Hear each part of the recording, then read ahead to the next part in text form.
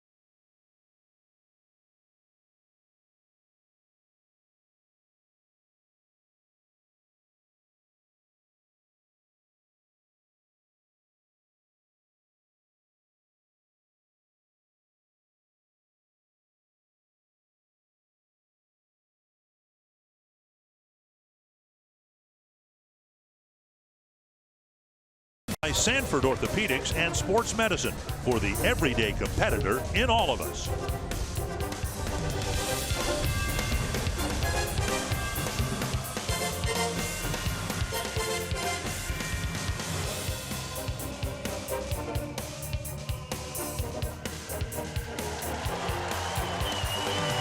It's a cool spring night, but what do you expect? It's the end of March, so we don't expect 75, 80 degrees. It is very playable. It's a very pleasant evening here tonight in Baltimore. And the Orioles, incredibly, had their third straight opening day walk-off victory, two of them at the expense of the Twins. They have had 3 in a row. I mean, a walk-off win is the best thing that can happen in front of your home crowd. And they've done it 3 years in a row. Yeah, they had a great crowd yesterday, and it's going to be a couple days ago, but pretty lucky with the weather, Dick. You see what happened from the eastern area of the United States, you know, maybe a week prior to Twins opening the season here. Very, very nice weather. And the Twins batting order for game 2 looking similar, not identical, but similar to what we had in game 1. Brian Dozier leading off, Joe Mauer batting second, Miguel Sano, Eddie Rosario, Logan Morris, and A-Ray Adrianza getting the start at short. Then Max Kepler, Byron Buxton, and Jason Castro. And for the second time in his career, it'll be Andrew Cashin making a start against the Minnesota Twins. He faced the Twins last year when he was with the Texas Rangers.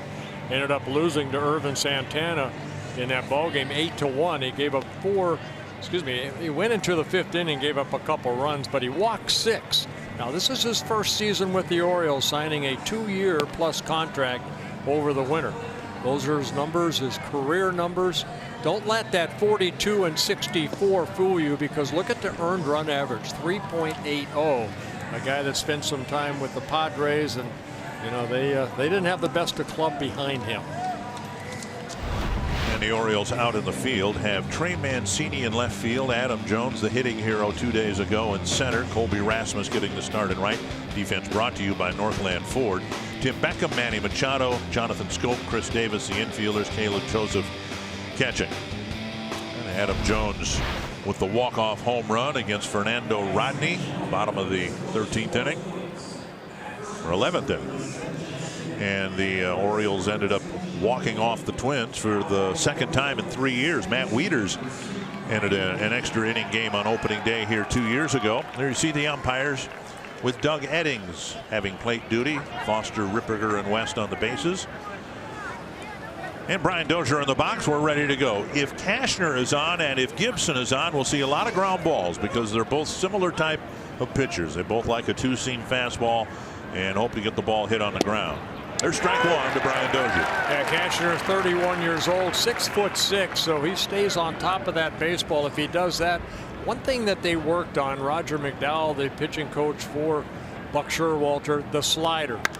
Trying to get that slider to break a little bit quicker in spring training. Occasional curveball, and then the split finger is his strikeout pitch, along with a good fastball. 0-2 to Dozier.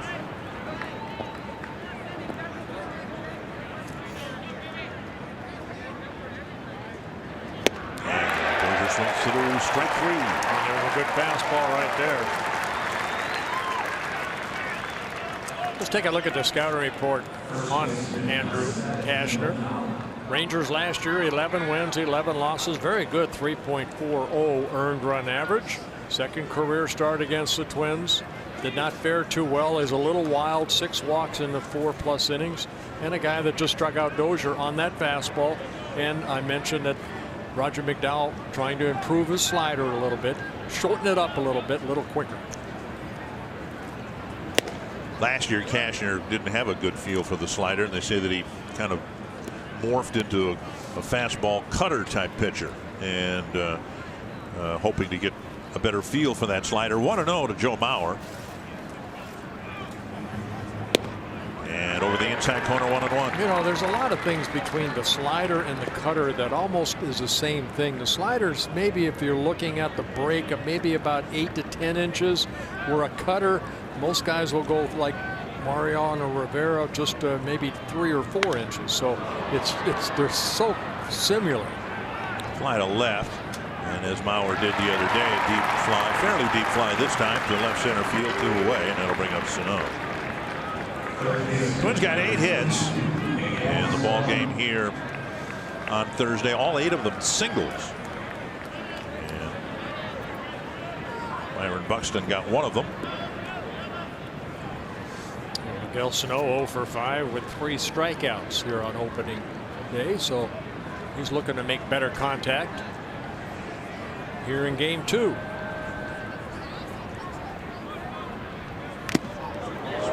Foul. And that peeled off part of the protective gear for Doug Addings. Whatever it is, he doesn't need it, he says. Not sure what came off. Part of the shoulder pad, from perhaps. the umpire. Yeah, I mean, part of his shoulder pad or something came off. 1 strike to Sano.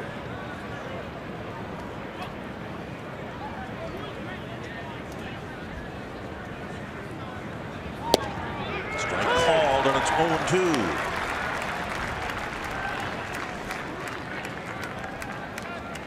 Cashner over his career, almost 900 major league innings, averages about 7 strikeouts per 9 and just over 3 walks per 9 innings.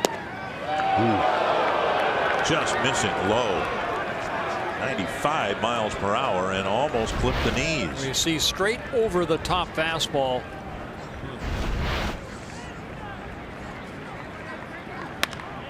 And fouled over the Baltimore dugout.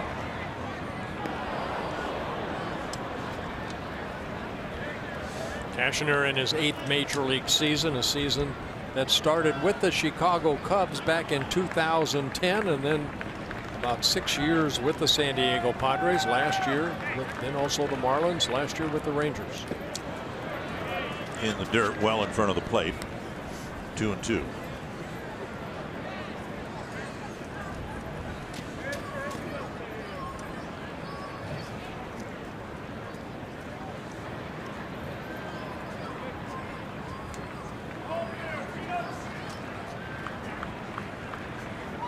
And a high fly to left field and deep. Mancini to the wall. This ball is gone. A home run. Sano connects. Not just an extra base hit, but the first Twins home run of the year. Yeah, first extra base hit for the Twins. Sano got a fastball, looked like it was middle in, and he turned on it. And we have seen over the years with Miguel Sano, when he's able to make good contact like that, that ball jumps off his bat. Cashner got ahead of him 0-2. And then Sano evened the count. And got one about halfway up the lower section of seats in left field. 1-0 Twins. And now Eddie Rosario. Rosario almost hit a home run in his first at bat 2 days ago. Again in the dirt. Let's take a look at the Sano home run. Yeah, looked like a fastball. Then that's where they wanted it, inside, and Sano opened up quickly. Got it airborne. And the same pitch in the same spot that Fernando Rodney tried to sneak one by Adam Jones that ended the ball game with the same result. And Rosario swings through 94. It's 1-1. Cashner pretty stingy last year in giving up home runs. Only 15 home runs in 28 starts. Making his Orioles debut. Tap foul, 1-2.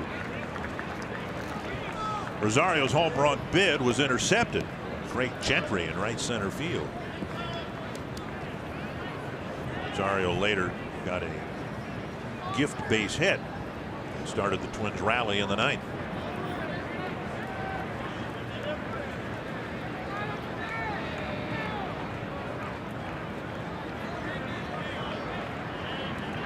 And Rosario foul tip, but gloved by Caleb Joseph for a 3rd strike. Kyle Gibson will have some run support early thanks to the Sano home run. He'll take the mound with a 1-0 lead.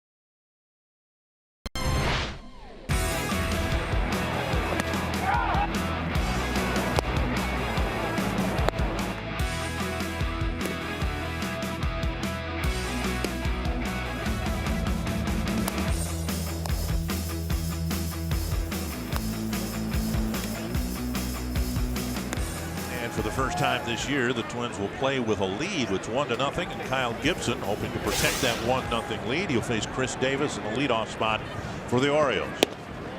Missing inside, ball one. You know, we highlighted Kyle Gibson right there. You saw the pitches that he threw, the good sliders. The key is that he's ahead in the count. Don't back down and be aggressive in the strike zone. Just like that. Dribbled to Gibson, who has maybe the easiest fielding play he'll have all year long. Good fielding pitcher, and that one was a cupcake. One down, and that'll bring up Manny Machado. Look at the Oriole lineup. We've seen Davis, and now it's Machado's turn. Then Jonathan Schoop, Adam Jones, Trey Mancini, Colby Rasmus, Tim Beckham, Anthony Santander, and then Caleb Joseph. Brought to you by Menards. And here is Machado.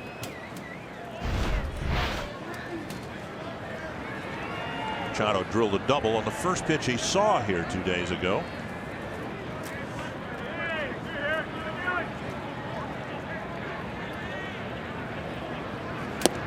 Gibson gets ahead.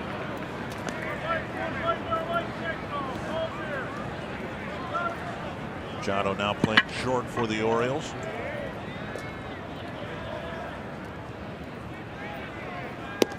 Where he was accustomed to playing, but when he made his arrival here in Baltimore at the big league level, they had J.J. Hardy, who was at times an all-star shortstop, really key guy to the resurgence here in Baltimore. But Hardy no longer in the Oriole organization. I don't think anybody has even signed J.J. I think he's one of those 25 guys that are still out there hoping for a job somewhere. Yeah, J.J. said that, you know, I read an article where he said he'd like to continue his career. 2-1. And now 3-1 with Jonathan Schoop on deck.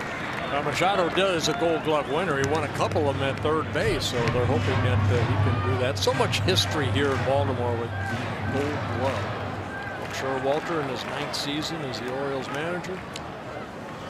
3-time manager of the year winner. Paul Molitor winning it last year in the American League. 3-1. And a big foul. 3-2. Big swing and a foul. 3-2. Oh, this man right here, Manny Machado, only 25 years old. Already in his 7th season with the Orioles. 3-time All-Star. He is a free agent after this season. So this may be his last year in Baltimore. Full count. And missing inside. Machado's aboard with a walk. Take a look at the Twins out in the field. Let's take a back seat to nobody when it comes to outfield defense. Eddie Rosario's in left. Byron Buxton's in center. Max Kepler's in right. Miguel Sano, A-Ray Adrianza on the left side of the infield. Brian Dozier, Joe Mauer on the right side, and Jason Castro doing catching. Here is Schoop. Hitless in 5 at bats here the other day.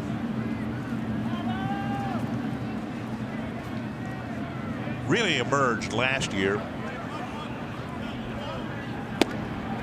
with Machado included. You'd have to say Schoop was their most dangerous hitter.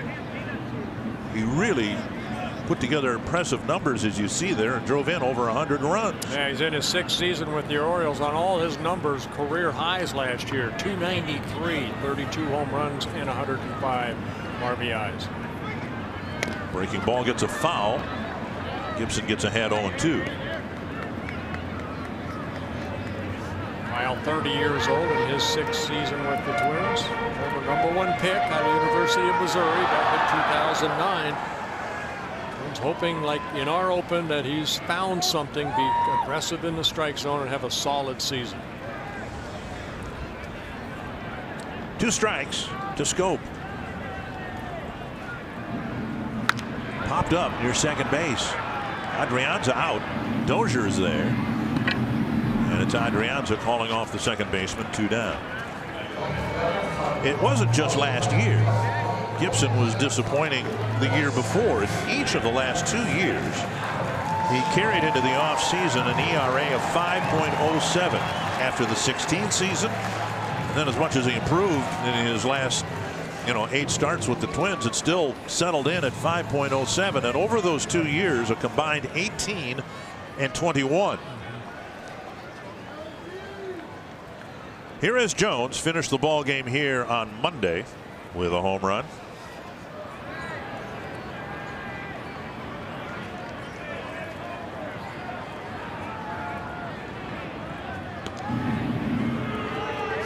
Orioles not much of a running ball club.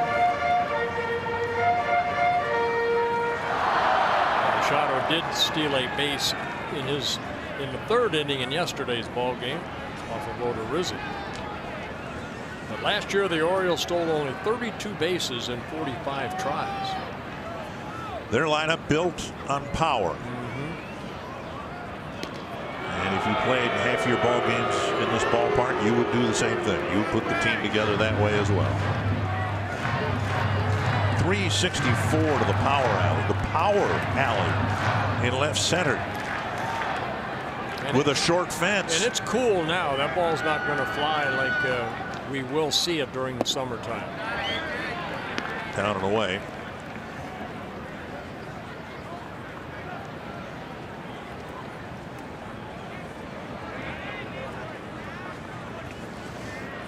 Adam Jones, 5 hits and 20 at-bats against Kyle Gibson, but 4 of the 5 have left the ballpark. Now Gibson falls behind him 2-0.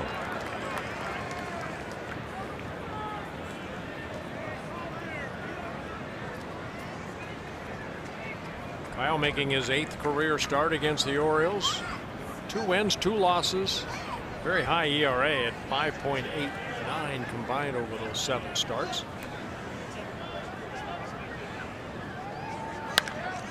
It's lifted foul into the seats down the right field line.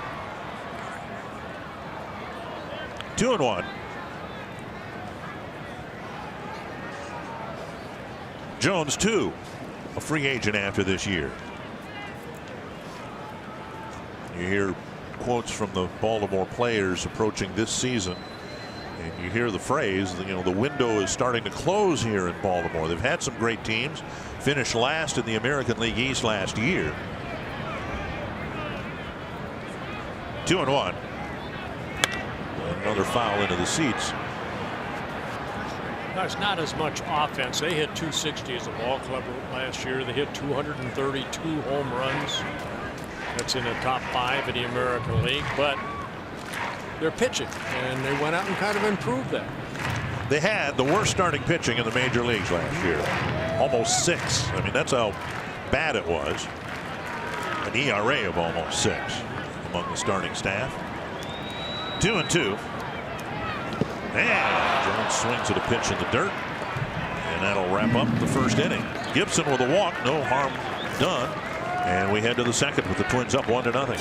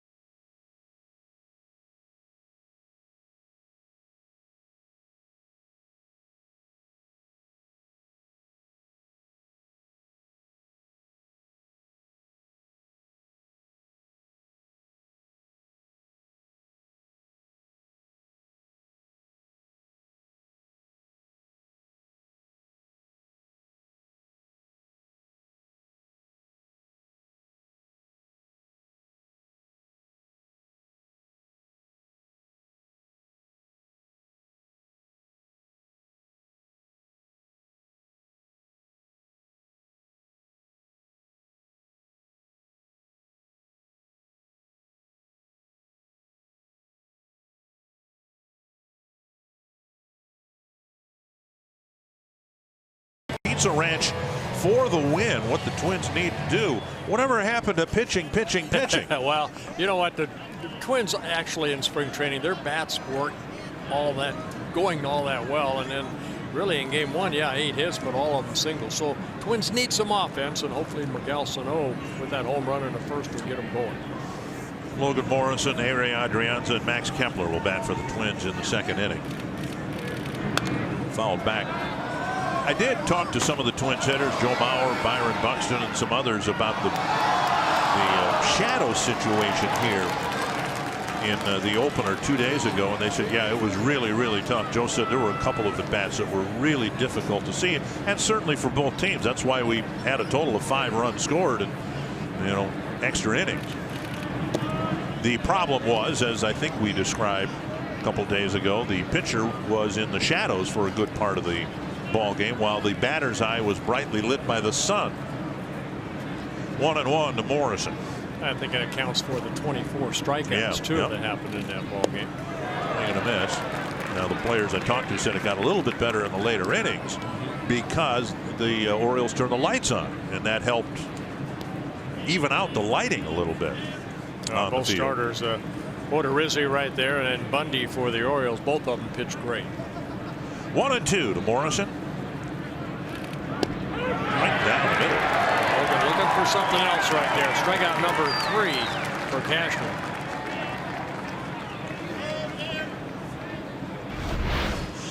What's your reaction to Morrison? Okay, I was looking maybe for a slider, changeup, but he got the fastball. Here is A-Ray Adrianza getting the start at short. Managers want to try to get all their bench players a start early on just to keep them going and get their butterflies, to the extent there are any, out of the way. So at the start of today's game, Escobar will sit. Adrianza getting the start. We would expect tomorrow to see Mitch Garver catch for the Twins with a day game after a night game. Adrianza pops it foul, and it's 1-1. Adrianza, I thought, did a good job in his role last year. Now, he's not an outfielder. I think the Twins have decided maybe not to put him in the outfield, but every position that he's played, third, short, and second, he did a good job. 70 games, hit .265. 2-1. Always a tough role to try to fill, you know, when you're getting to play maybe twice a week if you're lucky. A lot of extra batting practice, a lot of times early at the ballpark, getting extra hitting in. Try to stay sharp. For a strike 2-2, Paul Molitor said before the game that Adrianza came to camp bulked up a little bit. He's noticeably bigger and stronger. And then too, saying that he had a really good spring training. They moved him around, as that's his role, and they moved him around a lot in spring training. Seemed to be handling everything just fine. Tap to the right side, and an easy play for Davis. 2 down. And today's Sanford Health Injury Report focuses on the Orioles. Mark Trumbo's out with a strained right quad. He was out today talking, or I was talking briefly with him, but he was out taking some early batting practice. They hope to get him back pretty soon. He looked pretty good. Zach Britton, not quite as quick to return. Right Achilles surgery. It was really a big key to the Orioles' success here in recent years. 2 down, and now Max Kepler. Outside, ball 1. Kepler drew one of the toughest walks you'll ever see in the 9th inning rally here 2 days ago. Yeah, an 11 pitch at bat. Fell behind 0-2. Now he rolls one down the line, and he should get an extra base hit. Hit right off the end of the bat, but the Orioles, like most teams do, playing Max to pull the ball on the ground. Well, a little bit off the end of the bat, looked like maybe a sinker from Kashmir that went down and away. And watch this pitch right there, the movement. Good piece of hitting by Kepler. Watch his head and hands. It's almost like he wanted to drive that ball down that way. It stayed fair right down that line. So a double for Max Kepler. Second hit for the Twins. We'll see how Cashner pitches Byron Buxton, who I think saw just one fastball here 2 days ago and whistled up the middle for a base hit, and then Orioles struck him out handily. A lot of off-speed stuff. Now there's a fastball down and away for a strike.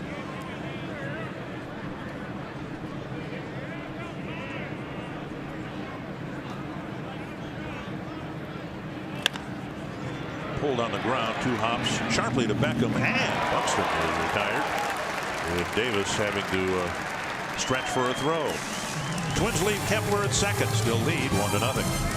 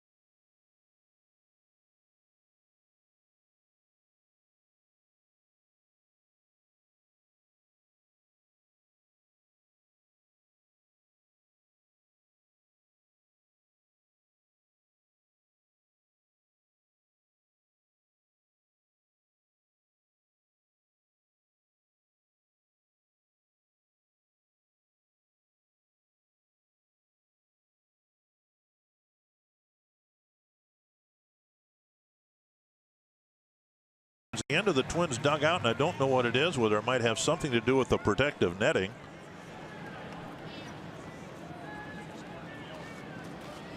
Marty's down in the camera well. I think it's Marty. I blame it on Marty. Okay, that's always a pretty safe bet. Might not be right all the time, but at any rate, we play on with the Twins up 1-0. Trey Mancini leading off the Baltimore second inning. And Gibson misses 1-0. Now Mancini having a very solid first year in his Orioles. Last year, look at the numbers. You know, Aaron Judge won the Rookie of the Year, but this guy, I'm sure he had a lot of votes. Just not many first place votes. 2-0 now. Gibson falling behind most of the hitters here in the early going.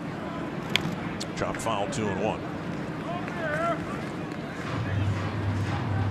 One thing Kyle has done too, he has changed his approach on that pitching rubber. He's more working off the third base side of that pitching rubber, to where the last couple of years is more on the first base side. So trying to create that angle, especially to a right-hander, down and away. He's just missing right now. 3-1. We usually saw him work off of this side of the pitching rubber, but now he's moved over. And you use that pitching rubber to, like a sprinter does off the block, utilize it to push off and drive toward home plate. Second walk issued by Gibson. This one leading off the second inning. Our sounds of the game sponsored by Humana. You know, I feel pretty good. Mainly because I feel like I have approach-wise right where I want to be. You know, I learned a lot in the last half of last year, and I think it's, you know, hopefully going to be something that going forward, you know, kind of changes the trajectory of my self-confidence and how I feel about how I pitch. So, you know, it's really exciting when you learn and find a new confidence in yourself, and especially in a fastball or a pitch that I've thrown for as long as I have, you know, a sinker like I have. And then to find a little different confidence in it and trust in it, you know, that was pretty exciting about last year. Well, you know, one thing about Kyle Gibson, you get into situations like this, you walk that first guy, he didn't want to do that. Now you have to look at the double play. Okay, since 2014, only Dallas Keuchel has had induced more double plays than Kyle Gibson. So looking maybe for that sinker down and away. Give me a ground ball, maybe turn a double play. Outside 1-1.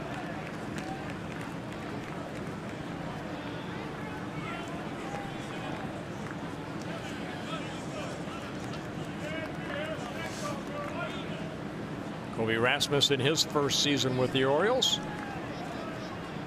Those his numbers last year between the Houston Astros, or excuse me, the Tampa Bay Rays. And there's the inside corner, 2-1. He was hurt most of the year last year, had hip surgery in October of 2016, and it just took him a while to get going. Appeared in only 37 games for the Rays, did hit .281. He's got some pop in that bat. 165 major league home runs. Blocked by Castro. 2-2. You say get the ground ball, get the double play, but of course with all the shifting, that's not the typical, you know, 4-6-3 double play. We don't know at this point if the ball's hit to Dozier, who's going to cover the bag, whether it's Adrianza, who's swung over to the right side, or whether it would be Sano coming across the bag. Maybe worry about that later. Get the ground ball first and see who's going to be there. At the knees, called third strike. Good fastball, middle in. And with one down and a man on, let's go to Marnie Gelder. I got the scoop from the clubhouse for you guys, starting with Kyle Gibson, who said that last year he thought that he needed to throw a certain number of off-speed pitches in order to keep hitters off his fastball, and that this year he is flipping that to throw a lot of fastballs to open up his off-speed, that it's a complete change in thinking.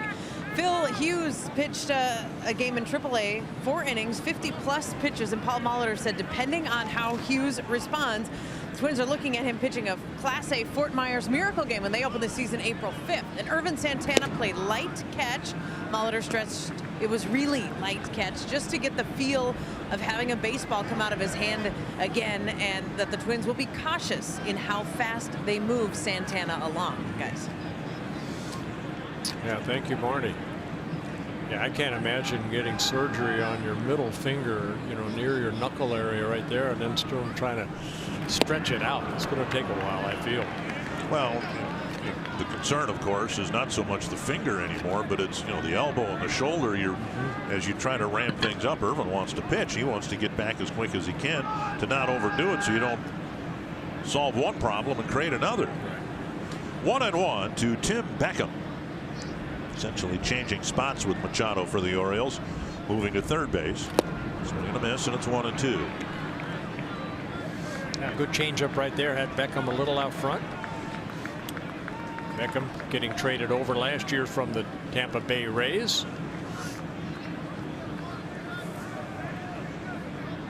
Castro going through some signs. Another nice block by Castro.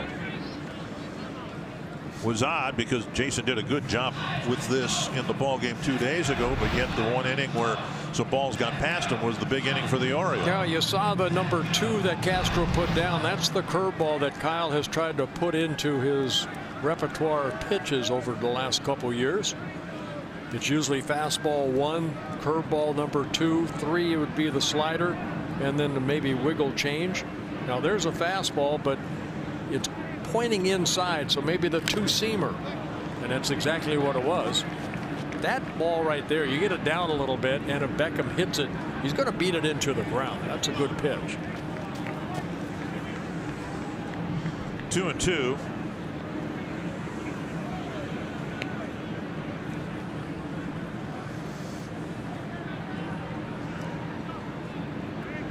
Runner on, little pinky. Shaking off, maybe going back to the fastball.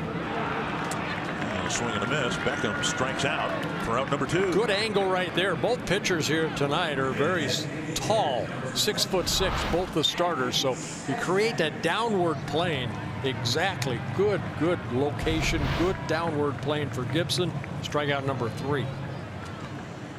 We'll bring up Anthony Santander, a switch hitting Rule 5 player for the Baltimore Orioles. At least he will be for another 5-6 weeks. He's coming out of the Cleveland Indian organization.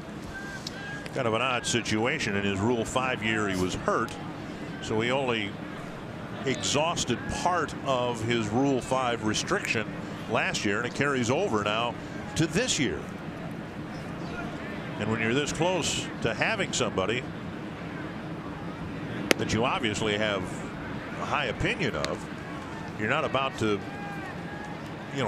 send him back to the Indian organization at this point. You've only got 4 or 5 more weeks to go. And Santander, only 23 years old, out of Venezuela, signed by the Indians in 2011. 2-0. Gibson falling behind Santander. Big pop up near third base. Gibson over, and he'll let Sano with the call off and the catch, just barely in foul territory. Another walk and another hitless inning for Kyle Gibson.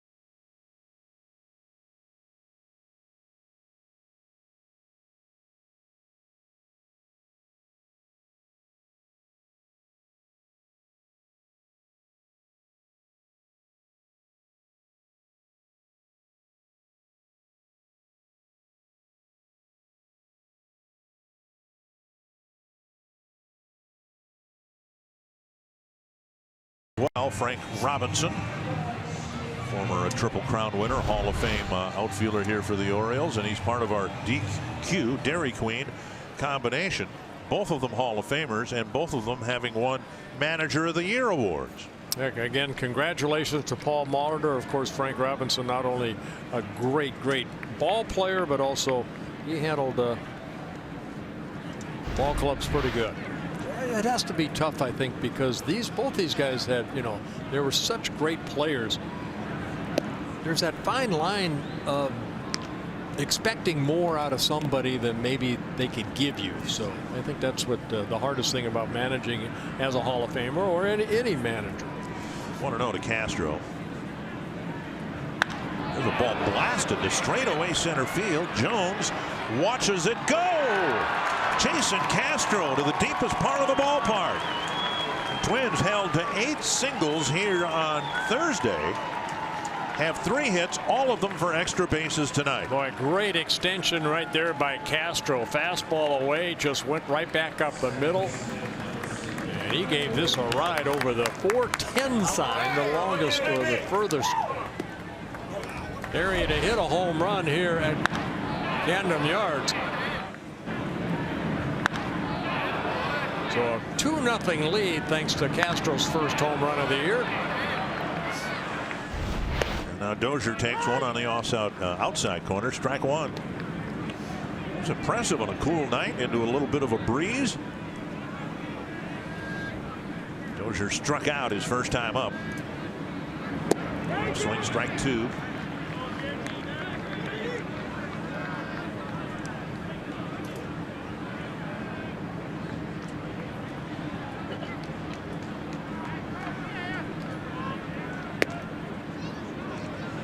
1-2. This ballpark known as a home run hitter's ballpark. And it was last year too. An average of over 3, well over 3 per game. Popped up near the Twins dugout and out of play.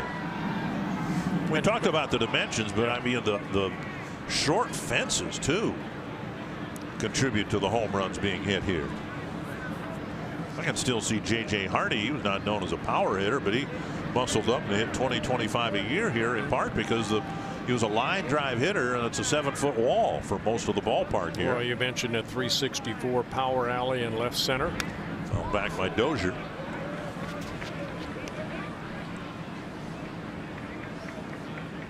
And what was impressive, and you mentioned about Castro's home run, it's cool here. A lot of times the ball doesn't jump as it will during the summertime, but Castro gave that a ride. 1-2 to the Twins second baseman, and he stays alive, flipping one foul. Twins opening up in Baltimore for the second time in 3 years, and they go from here after the game tomorrow to Pittsburgh to play a couple of games. Then they come home, play Seattle. Only 6 games within the American League Central in the first 5 weeks for the Twins. And they're playing 76 games within the division. And Dozier with a foul tip, just barely again staying alive. Well, speaking of the Pirates, how about that Tiger-Pirate game? My goodness. Tigers thought they won it. Was overruled, or Castellanos was tagged out at home rather than thought he was safe. Gardy got thrown out in his first game as a Texas Ranger. Excuse me, Detroit Tiger. Laced to center. Great at bat for Dozier as he fell behind. Fought off some tough pitches, and now he's got a base hit. Yeah, Gardy said before the game today between the two teams was postponed, he wondered, this is typical Gardy, whether any manager had been tossed out of all 162 games in a season. They got rained out again today, and they'll have a split doubleheader tomorrow, and that does impact the Twins because we'll be hopefully in Pittsburgh about the time the second game starts in Detroit, and then the Pirates will come home to play an early afternoon game in their home opener against the Twins. So you'd like to see, well, 18 innings at least. Maybe the bullpen will pitch about 12 of those. There's Mauer taking a strike. Twins trying to build a lead. They've already doubled it here in the third inning. Mauer with a fly to left, his first time up.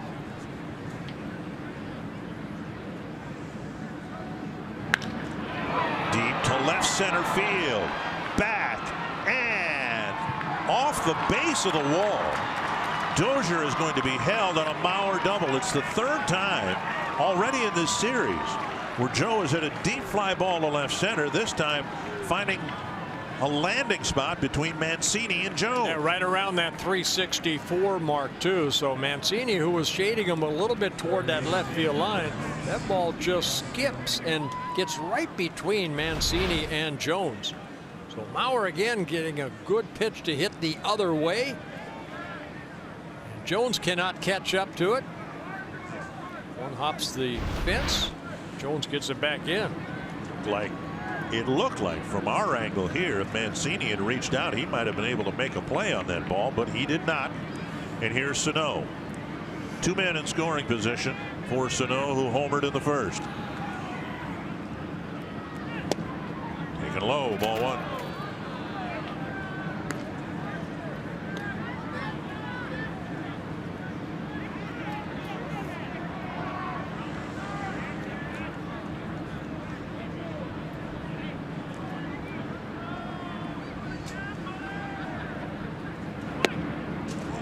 Taken. Take a look at his home run, analyzed by StatCast. This baby had some hang time. It's a Killebrew shot. Maximum height 120 feet. Plenty of launch angle. 1-1. That kicks away. Dozier started dashing toward home plate, then slammed on the brakes. Whether he lost sight of the ball, the ball was rolling behind Sano, who was trying to retreat out of the batter's box, Just didn't get a good read. Well, I think a good decision right there, too. There's nobody out right here. You got Sano up. The ball got away. Bryant thought about it, but once he hesitated right there, get back there. You see, well, oh, okay. Oh, it's interesting. I don't know what he saw that made him stop, because it looked like he was ready to go. The ball rolled quite a bit away from Joseph. Up the middle. Juggled by Scope. Sano will get a run batted in with Dozier scoring. A productive out right there. Sano picking up his second RBI and on the play. Dozier scores. Mauer gets over to third with one out. I was just thinking about that. Situations like that, the Twins expect Sano to do better. I'm sure it'd be nice to drive in 3 runs. The 2 are out there and hit a home run. But to get something out of every situation like that, you know, I think Twins fans are intrigued with the idea that Sano might be a 130 RBI guy a year sometime. Just make sure you get one in at least. And now here's Rosario with the infield in. It looked like a pretty nasty pitch, too. It was down, and he just hit it right back up the middle. In the dirt, blocked by Joseph. Ball 1. Well, you just hope that Rosario can do the same thing. Somehow maybe hit it through the drawn in infield, or just get that ball in the air deep enough to score Bauer.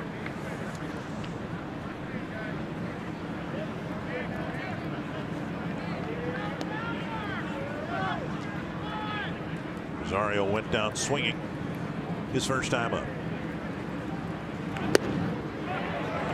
Tried to hit one out to Utah Street. 1-1.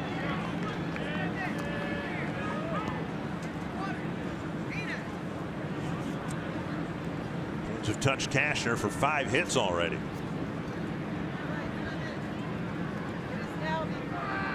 And tight, and another swing and a miss. That's 2 fastballs about a letter high. Rosario, pretty free swinger, swinging through those high fastballs. And everything we said about Sano now should be said about Rosario. Put the ball in play, and there's a decent chance something good will happen. Got him out on 3 pitches that were in the same spot, essentially, with the same result. Well, he kind of what Odorizzi did to Scope a couple days ago. Got that high fastball, tough pitch to lay off of. And Cashner picking up his 4th strikeout. Kids opening day coming up a week from tomorrow. As the Twins take on the Mariners, kids 12 and younger could play interactive games, get free autographs from a Twins player, run the bases after the game, and the first 5,000 kids 12 and younger get a TC front pocket shirt. Learn more at twinsbaseball.com/kidsopening or call 800-33-TWINS. Off-speed pitch to Morrison, gets a swing and a miss.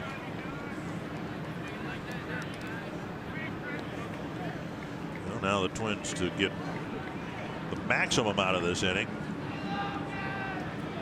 need something good to happen with Morrison at the plate. Yeah, see if Logan can pick up his first hit as a Twin.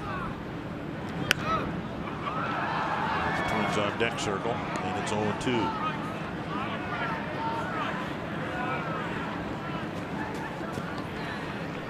Castro's home run led off the inning. Twins have added another run since.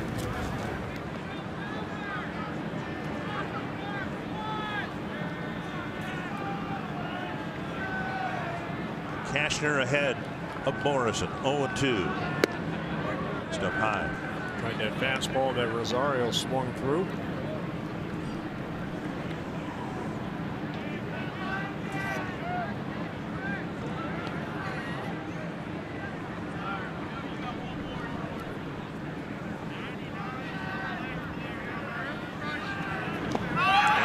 Ball got it. A couple of strikeouts keep the damage somewhat to a minimum, but the Twins add 2 and now lead 3-0.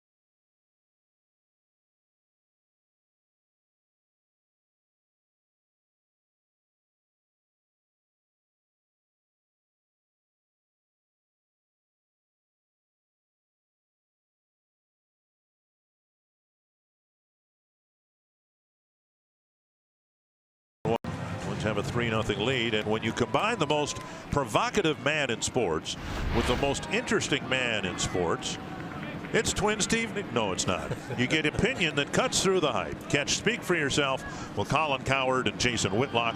Weekdays at 4 p.m. Central only on Fox Sports 1. Strike one to Caleb Joseph.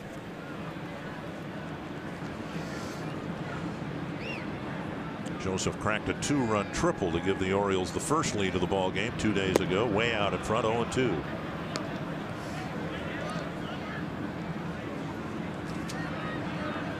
Joseph, then Chris Davis and Manny Machado.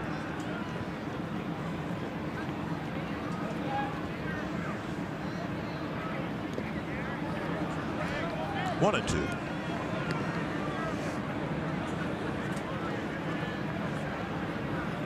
No hits, but a couple of walks issued by Gibson.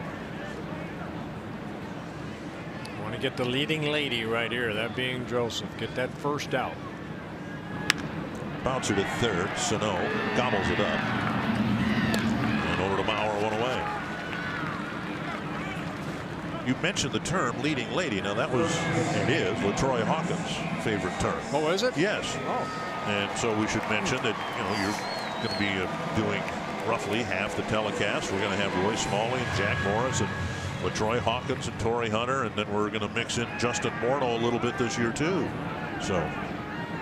Oh, I didn't mean to take his leading lady. Well, no, I mean it's a common phrase, right. But that was kind of his signature thing, So I won't say that anymore. Does Torrey Hunter have anything that he, can of corn, something like that? Something last year was greasy. He used the term greasy, and I don't know what he was referring to, but I've never heard that term. I've heard greasy, but I've never heard greasy. What did Tom Kelly was always a cook. And that base hit up the middle was a diamond cutter because it cut the diamond in half. Diamond cutter. Okay. 1-1 to Chris Davis.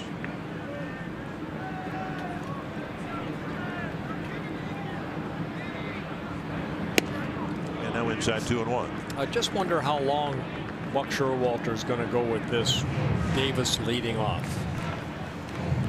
Here's a guy that you expect him to drive in a lot of runs. Is he a bunter? I mean, the way that is he going to get on that way? A pop up short center. Adrianza is out, and it is Sano cutting across in left center field to make the catch. 2 down. Yeah, with the shift right there, Sano was playing a deep second base, so with that ball coming in, of course you respect Davis's power, so the outfield playing back, and you can see Sano calls everybody off, and when he says I have it, you better get out of the way. Yes. So 2 down in the third. Now Manny Machado. Well, what they're trying to do with Davis apparently is put him in a new spot in the hopes that he can start over. He signed the big contract with the Orioles. He's been hurt, non-productive by the standards he had set here.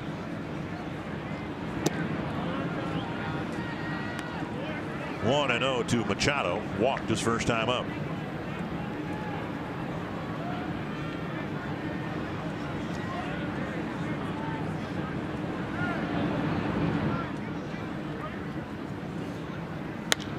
It's deep to right. Will twist foul.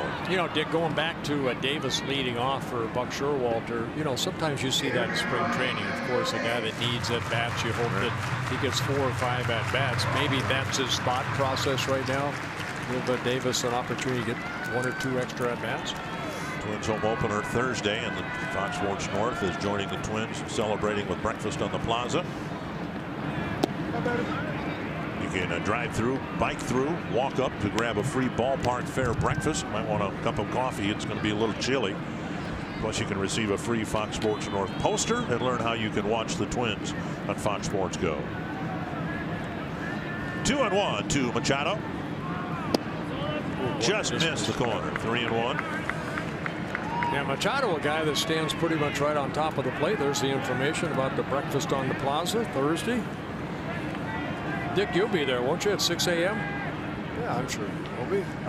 Depends on what time we get in from Pittsburgh. We got a night game the night before. And we hope that is played in normal fashion without any weather delays. We have just getaway days. We have just 2 night games. That's one of the great things about the schedule. I mean, who cares about the announcers, but it'll be great for the players and help them get stay better rested. Full count to Machado.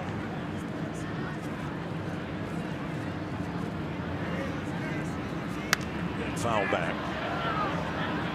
Part of the new collective bargaining agreement allowed the players to have 4 more off days within the season, and that necessarily pushed the season earlier, which is why we are starting the regular season across baseball at the end of March.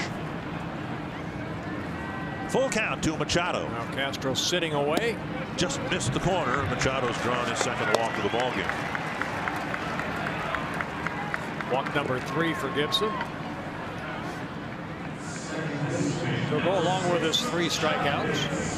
That walk comes here with 2 outs. Well, Jonathan Scope popped up his first time up.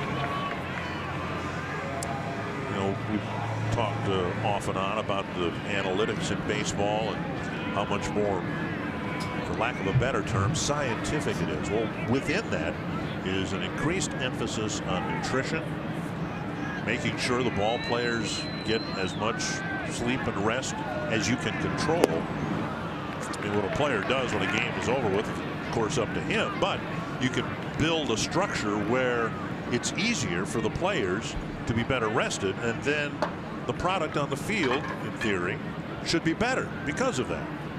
Fewer injuries. I hope so. Fewer injuries is a big part of that too. 1 strike to Scope. And now a ball.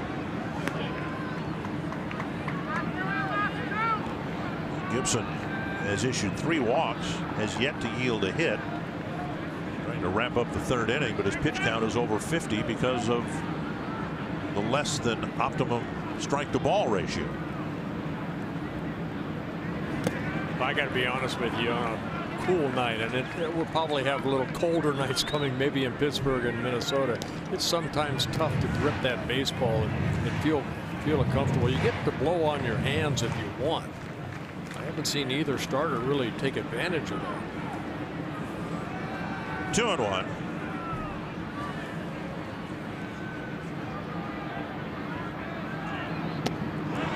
Strike out. Unfortunately, it's going to get colder before it gets warmer, particularly at home. Take a look at this pitch, evening the count. You can see Scope looking fastball right there. Not a good swing at that breaking ball that's out of the strike zone.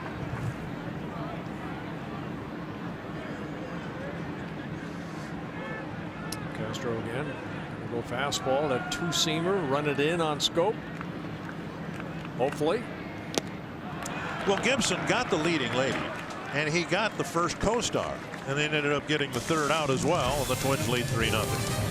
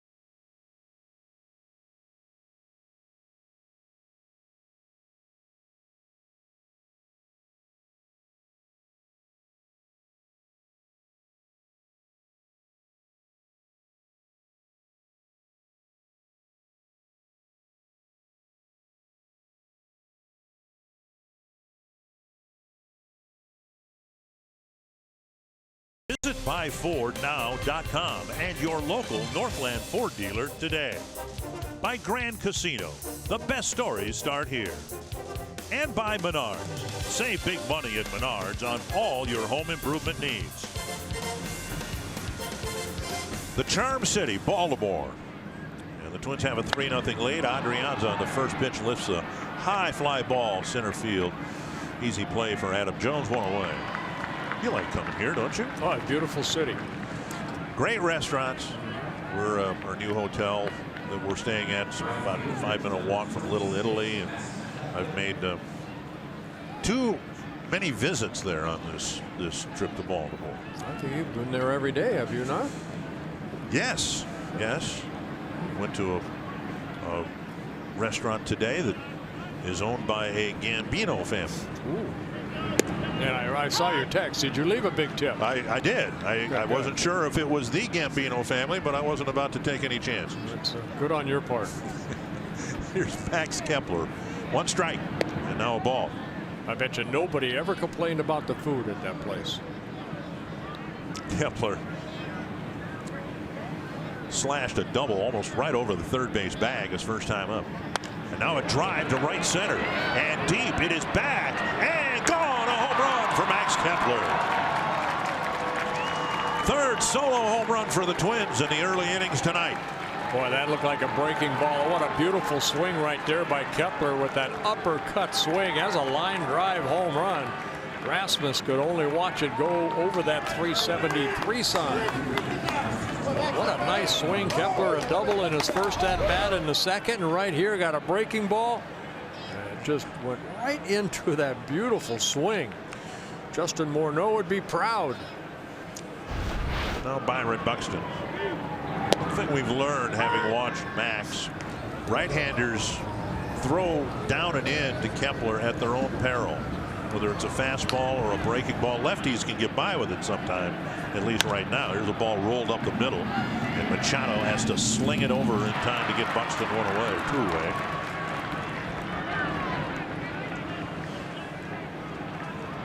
And that'll bring up Jason Castro.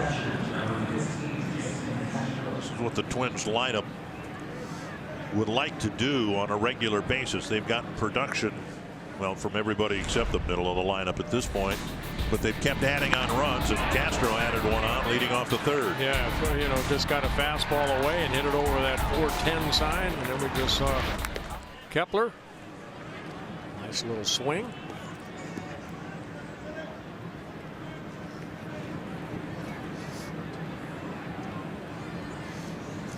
Castro last year hit 10 home runs. Inside 1-1. Home run for Castro, his 73rd career home run, this being his 8th season in the big leagues. He opened the Astros back in 2010. 6 hits for the Twins, 5 of them extra base hits. 3 home runs, a couple of doubles. And now 2-1 to Castro.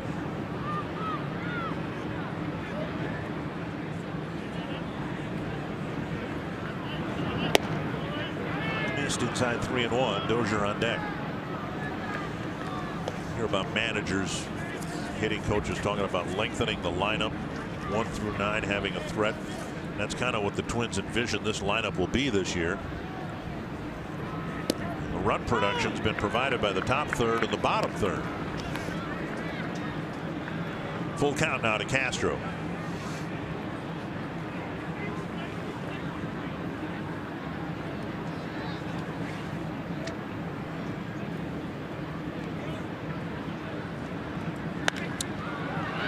Into the shift, and a nice reaching catch by Scope. Shifting Castro for the third out. But Kepler hit one over Scope's head, hit one over Rasmus's head. Third home run of the night for the Twins, and it's 4-0.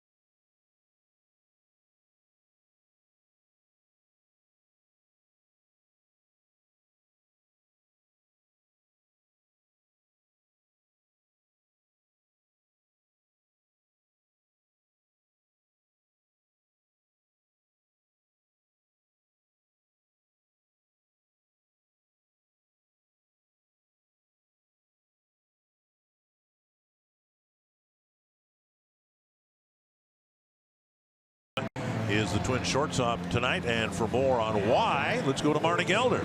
Well, guys, Paul Molitor said before the game that it's tricky to work in bench players during the start of the season because with off days and some of the weather that you don't want to go a week right out of the gate without seeing major league pitching. So tonight, Ehire Adrianza gets a chance. And by the way, Adrianza in this offseason worked for 3 months to gain weight. He ended up gaining 10 pounds by working out a lot, lifting a lot of weights, and eating 7 times a day. He told me a lot of protein, a lot of shakes, that he's gotten a lot more consistent at the plate, he feels like, because of the added weight gain. He's kind of kept his nimbleness in the field and strength in his throwing arm, too, all around. I mean, if we all could benefit from gaining 10 pounds, it'd be wonderful. Ehire Adrianza, in this case, really did. Yes, most of that sounds a lot like my offseason. I don't think he gains the 10 pounds the way you would during the offseason. I think his had some muscle in it. Right into the shed. And great positioning. Jones is retired on a ground ball, 1 away. And you? I'm not talking about me. I'm talking about you. 1 down, and now Mancini. Gibson's pitched hitless ball here. He's pitched around 3 walks. Only 2 of those walks have been to Manny Machado. Sometimes that's not the worst thing in the world to do either. You know, both times when Machado got the count to 3-2, tried to clip a perfect pitch down and away and missed. So far so good for Kyle Gibson. Just the pitch count, good breaking ball right there, getting ahead in the count. Mancini drew the other walk. That was leading off the second. Yeah, that one he would probably like to say I should have done a little bit better, but he worked out of it. Talking about the cold weather before the game, Jim Palmer, who does the analysis on the Oriole telecast, said when he was pitching in cold weather, he relied more on a 2-seam fastball. Now, we all remember Jim with the 4-seam fastball riding high at the belt or slightly above that, but he said that's when he relied on a 2-seamer when it was cold. He felt, even though it was cold, he felt he had better control of the baseball, gripping the ball with the seams rather than across them. I just use more pine tar. 1-2.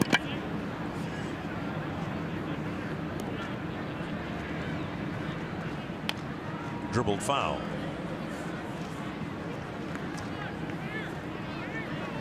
Yeah, I remember back in, at the old Met, we'd open up, snowing. Calvin would have us out there. Whew. You had shovels in your hands. You had to help shovel the field, didn't you? At times, yes. 1-2 to Mancini.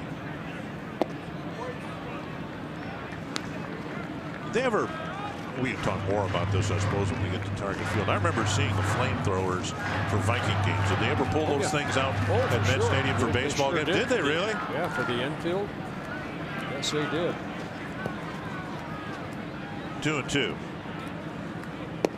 Just off the outside corner. No.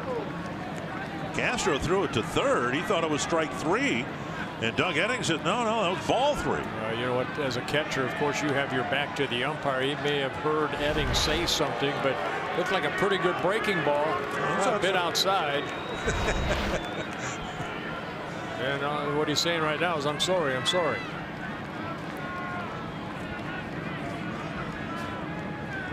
Full count. Is it going to go fastball away? And he missed high, and now Mancini has a parallel. So far, Coors Light refreshing finish. Taking a look at Kyle Gibson tonight. Yeah, the pitch count is mounting, but he's able to work out of some situations. Kyle with 4 strikeouts in the ball game, now with 4 walks, but has not allowed a hit. And he is staying aggressive in the strike zone, even though he's missed at times. A couple ground ball outs, 3 fly ball outs to go with his 4 strikeouts. Like to get a ground ball here, maybe get 2 outs on 1 pitch, but he starts Rasmus up and in with a fastball. Rasmus called out on strikes, his first time up. On a fastball down and in about knee high.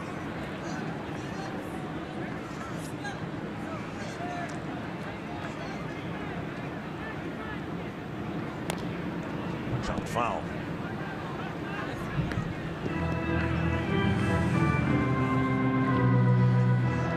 Kyle Gibson making his 128th major league start.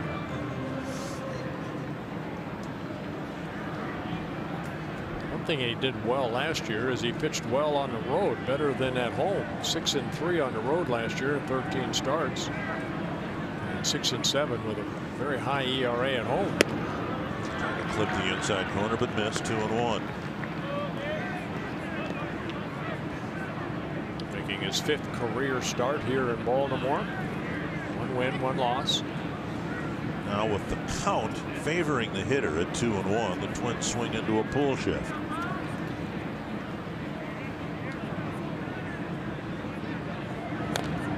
And another chopper foul on another off-speed pitch.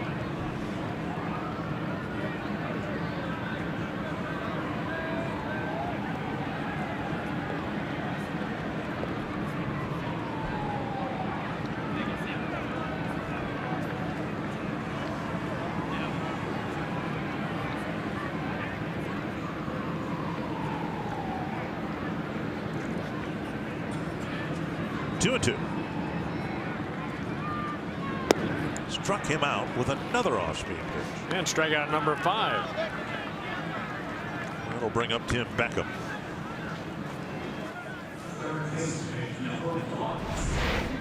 So he's playing a little cat and mouse game between the walks and the strikeouts. Every time he evens with the walks, he gets up a strikeout. Good off-speed pitch there. Now with 4 walks and 5 strikeouts. Struck out Beckham swinging his first time up.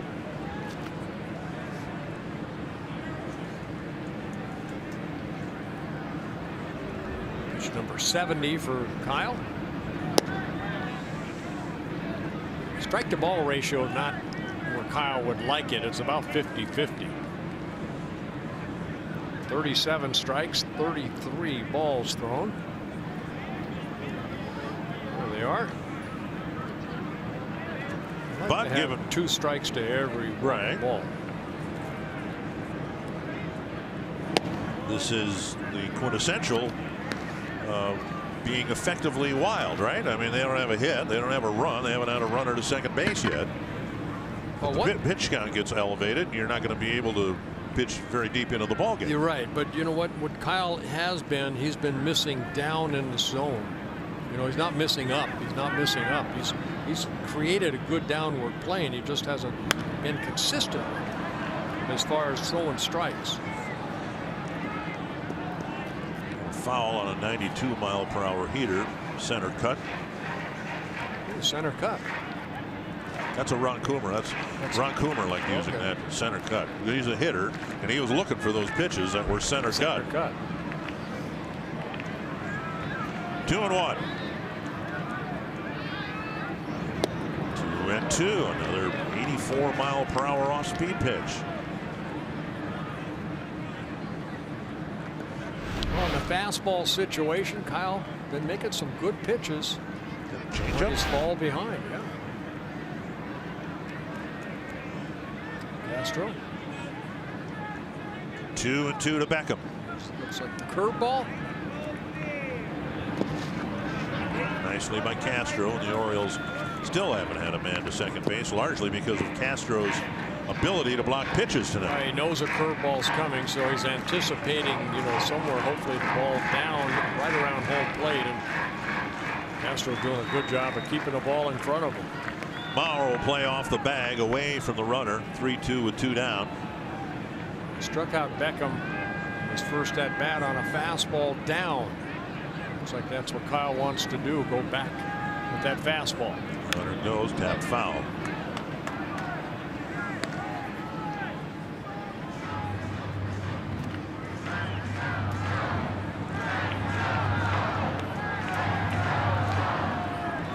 Having innings that you can get out 1, 2, 3 is so important to go deep into the ball game, and Kyle was 16 in the first, 19 in the second, 20 in the third, already 20 here in the fourth. Issued a walk in every inning, hoping not to walk the second batter of this inning. Tapper towards short. Brianza scoops and retires Here's the batter, Beckham. And the walks haven't hurt Gibson at all. The Orioles still don't have a hit, and the Twins have a 4-0 lead with Brian Dozier and company looking for more in the fifth.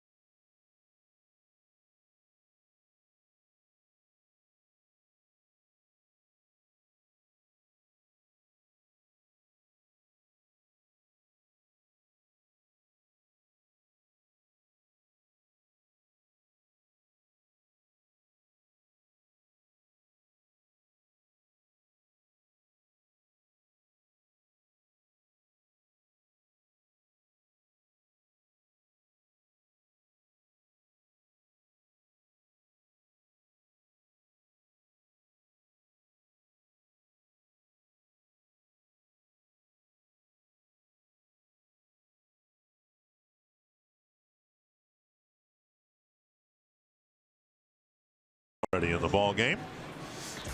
And when you combine the most provocative man in sports, not named Bert Blyleven, with the most interesting man in sports, not named Bert Blyleven, you get opinion that cuts through the hype. Catch Speak for Yourself with Colin Cowherd and Jason Whitlock, weekdays at 4 p.m. Central, only on FS1. Brian Dozier will lead things off for the Twins in the fifth. He's 1 for 2, a single and a run scored in the third.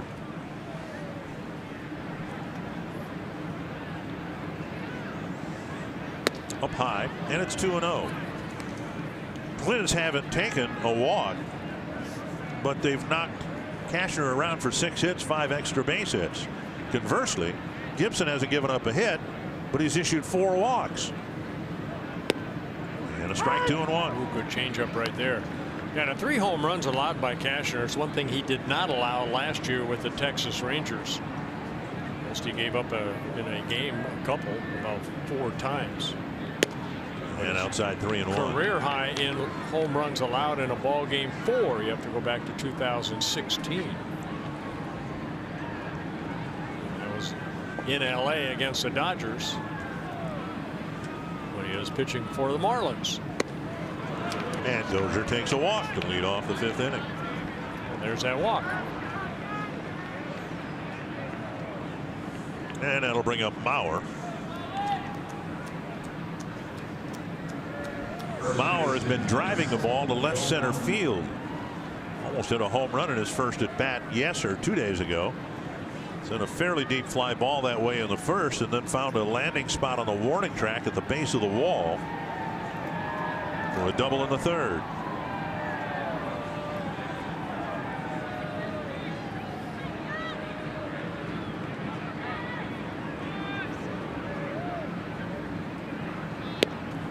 He's inside. 0-1.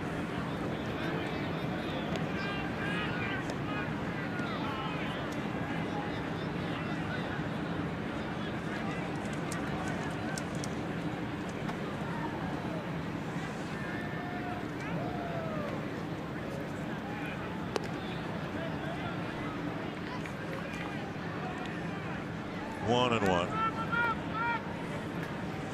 We might see Joe DH tomorrow. To understand the players are built up for a 9-inning game. Joe will have played 2 of those in 3 days. Blocked in the dirt nicely by Caleb Joseph. Might see Logan Morrison play first base tomorrow and Mauer DHing. We'll see.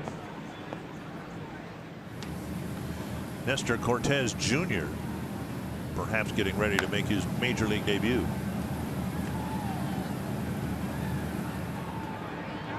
2-1 to Mauer.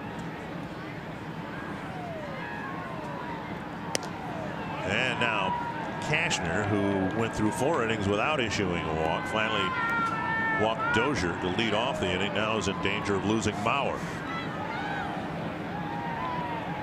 This will be pitch number 75 for Cashner.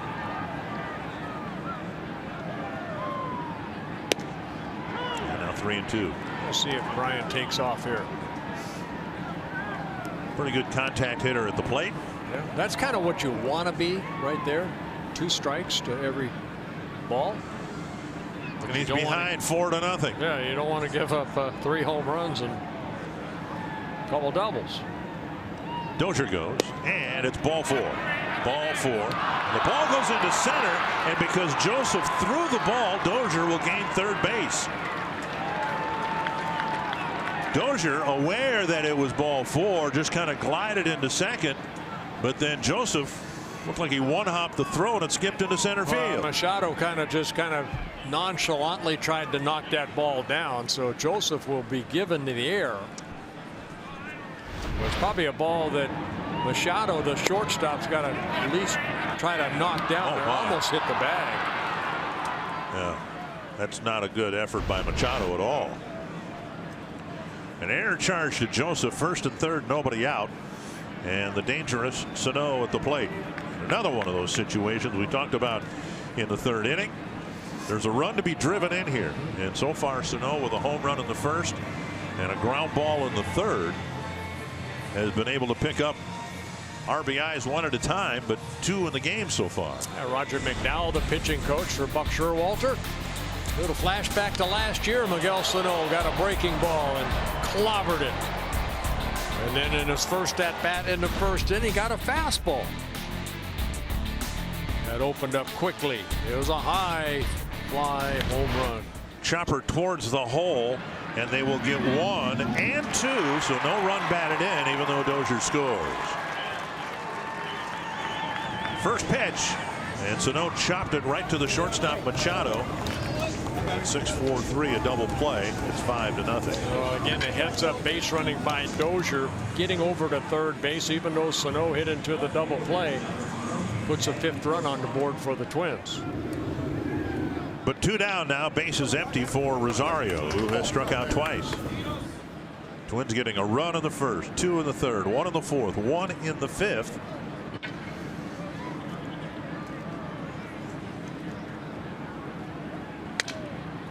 Sounded like he cracked his bat. He'll go back for a new one.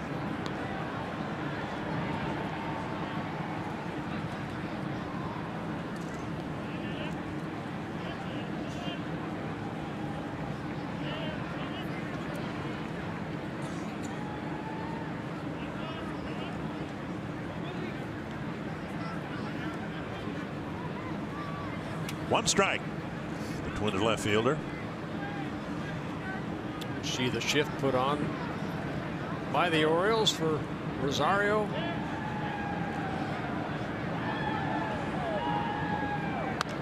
Big pop-up and foul ground. And Davis has it. Some control issues for Cashner early in the inning. The Twins managed to push across another run. It's 5-0.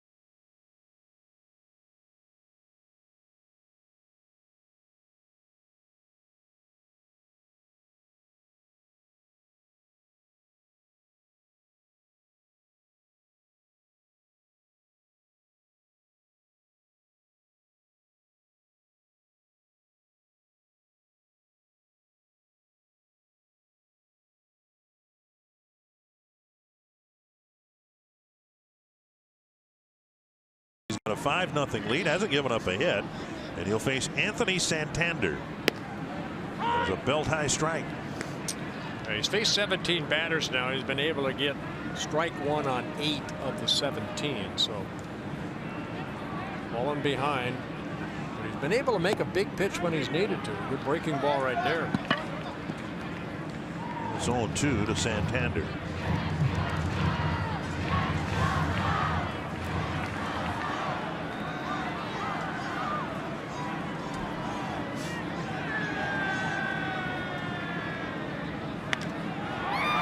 Right field, and it'll hang up in the air for an easy catch by Max Kepler, one away. Orioles only got 5 hits in their win 2 days ago, and so far Gibson's held them out of the hit column. Now he'll face Caleb Joseph. So far, Twins starting pitchers have pitched 10 1/3 innings of shutout ball. Say that again. I like that. Well, Jake Odorizzi was just wonderful in his effort. Here's a ball hit to right. Kepler got a late start, but he recovers with his speed to make the play. Jake Odorizzi was just brilliant and went about his business. As I think I said during the telecast, we watched these guys for the first time in spring training, and it's hard to get a read for what type of pitcher they are. Then the bell rings and you get a better sense. I mean, it looked like he threw his fastball for most of the 6 innings exactly where he wanted to throw it. Very aggressive, very aggressive. Jake only gave up 2 hits, a couple walks, 7 strikeouts, 93 pitches, 55 for strikes. But you know what? Dylan Bundy was very good also. Skied to center, to the mile in the air. This is what Gibson needed right here. A quick inning. 1-2-3, his first of the night. And the Twins hang on to a 5-0 lead as we go to the 6th.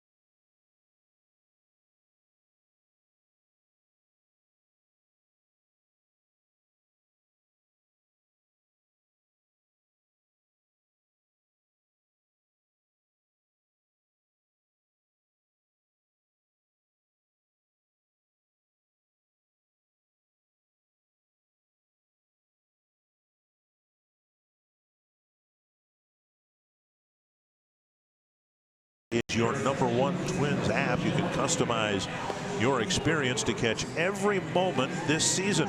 Get Twins home screen icons and features such as the MLB.TV Game of the Day, pitch tracking, in-game highlights, live radio broadcasts, stats, news, and more. Download MLB at Bat today. Coming into the ball game to pitch for the Orioles is Nestor Cortes Jr., a Rule 5 pickup from the Yankees. Yeah, signed by the Yankees back in 2013. Last year in the Yankee organization, pitched in Single A, Double A, and Triple A, all 3 levels. Combined for 7 and 4, very good 2.06 ERA. In 30 games, he made 13 starts. Logan Morrison takes his first pitch down the middle for a strike. Scouting report on Cortes: a fastball reached 93. He's got a curveball and a changeup. face a lefty, a switch hitter, and a lefty in Morrison, Adrianza, and Kepler. It's a breaking ball right there, just missing. 1-1. Take a look at the breaking ball. Good pitch. Missing the outside corner again. 2-1. Morrison with a couple of strikeouts. One looking, one swinging.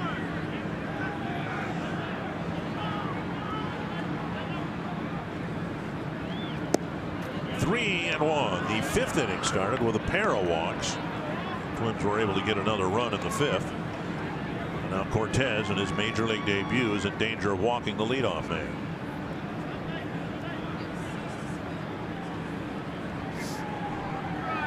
There's a fastball down the middle. 3-2 to Logan Morrison. Cortez out of Hialeah, Florida. Went to Hialeah High School before being signed by the Yankees. That's where he was born, same as Manny Machado. He was born in Hialeah, Florida. Morrison takes a leadoff walk. That'll bring up Adrianza. Adrianza with a bouncer to first and a fly ball to center.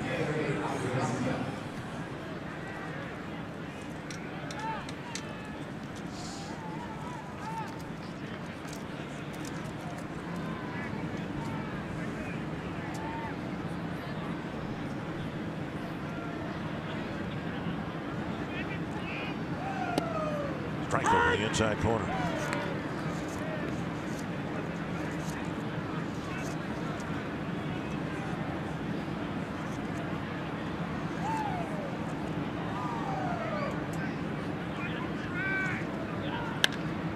Pulled toward the hole and under the glove of Machado. A promising start to the sixth inning. A walk, now a single, and Kepler will come up.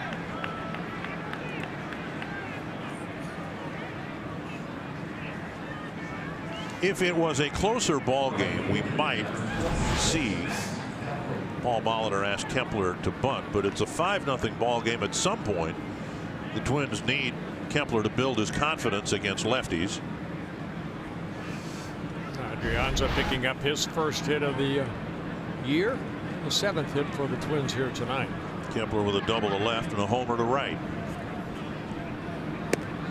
Takes one under the chin, ball one.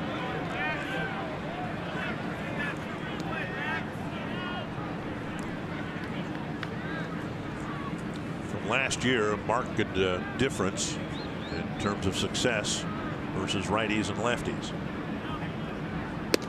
Swing, check swing, and no swing. And it is 2-0.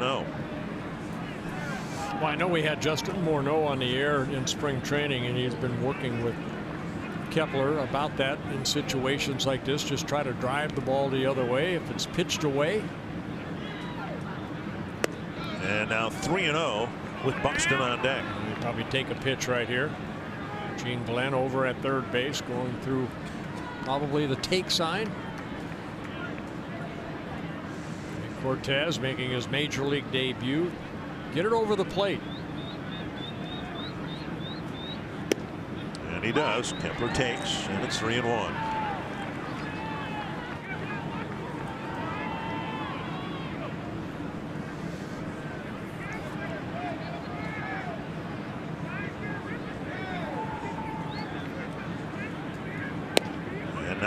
Outside corner.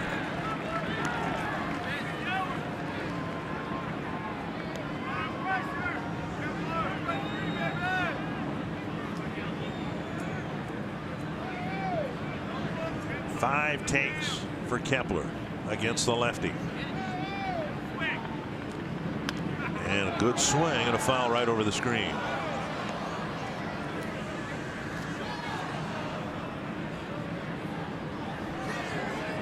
Twins have spread out the scoring over 4 different innings. Great chance to add to the run total here in the 6th.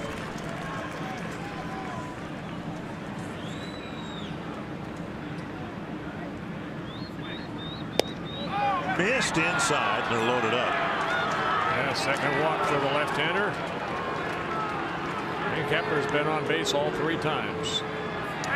Got a hit and a walk in the ball game 2 days ago. This one just missed inside.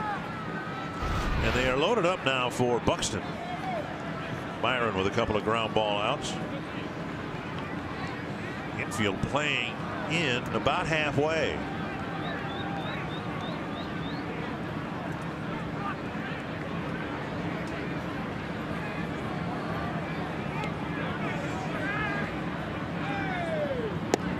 Buxton takes inside.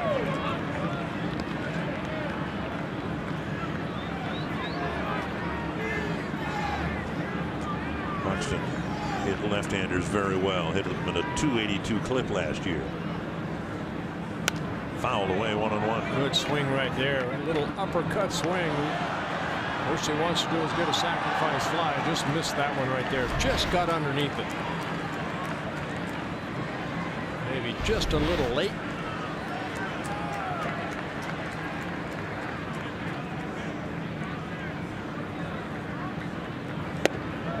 And that one caught the inside corner, much to Byron's surprise, and it's 1-2.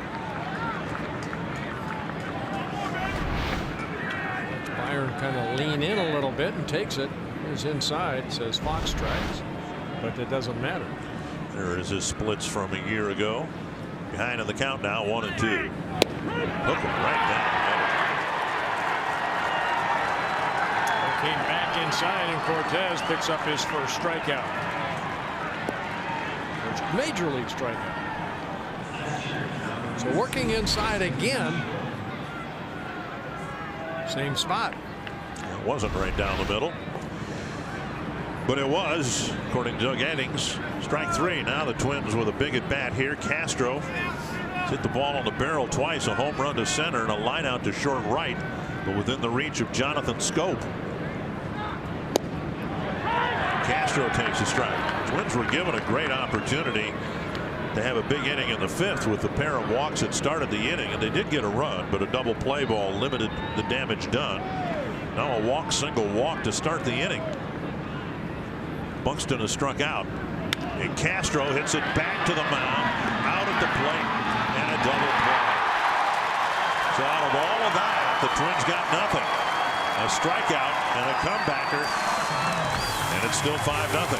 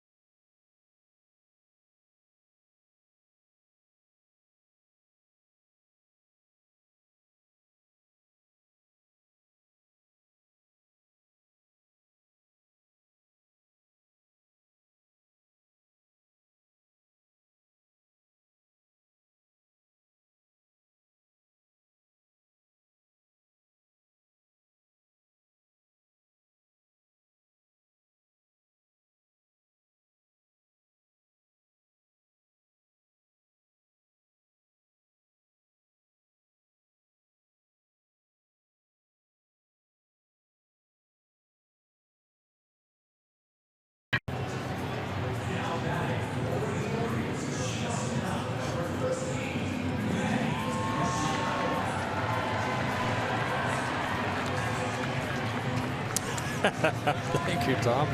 And Ichiro and the Mariners will be making up the homestand, first series of the homestand starting on Thursday. Manny Machado will lead off the 6th. Gibson pitching well. Is limited to the Orioles without a hit, and he's got a 5-0 lead. It'll be Machado, Scope, and Jones. And Gibson starting this inning with 81 pitches thrown. They only needed 5 to get 3 outs. First 1, 2, 3 inning for Kyle. In the 5th inning. Machado's drawn 2 walks. So has Mancini. They have been the only Oriole base runners.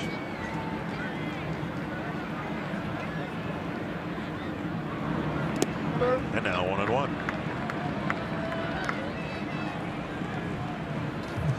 Had a great chance to put a big crooked number up in the top half of this inning, but they got nothing out of it.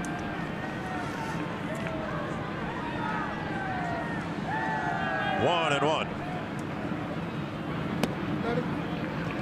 And now 2-1.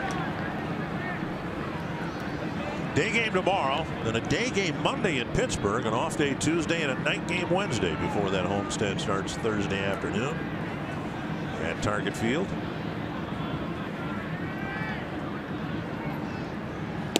On the outside corner.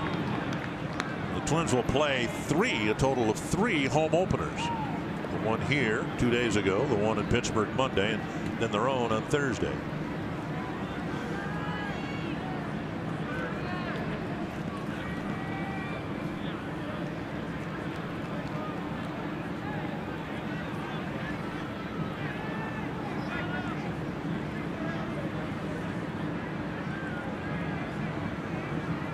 Kyle shook off.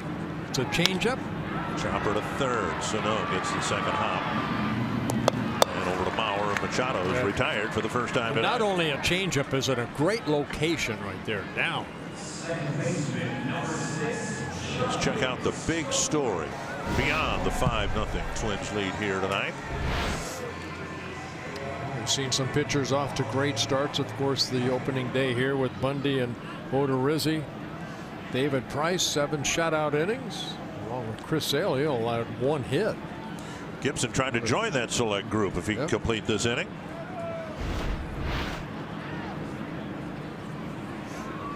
Here's Jonathan Scope, a pop-up and a strikeout. Just missed the down and away corner. 1-0.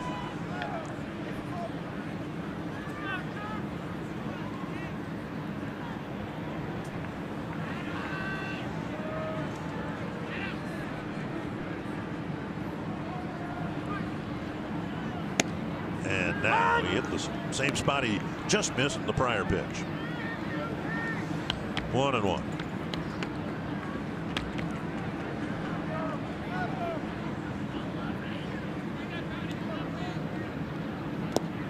And now 2-1.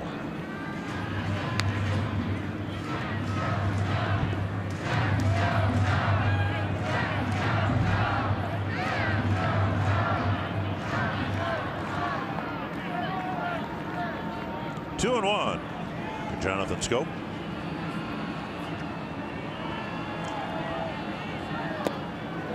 Three and one in that 5-pitch 5th inning. Gibson wasn't out there long enough to walk anybody. Now he's in danger of walking his 5th man. Got 90 pitches for Kyle right now, 50 strikes.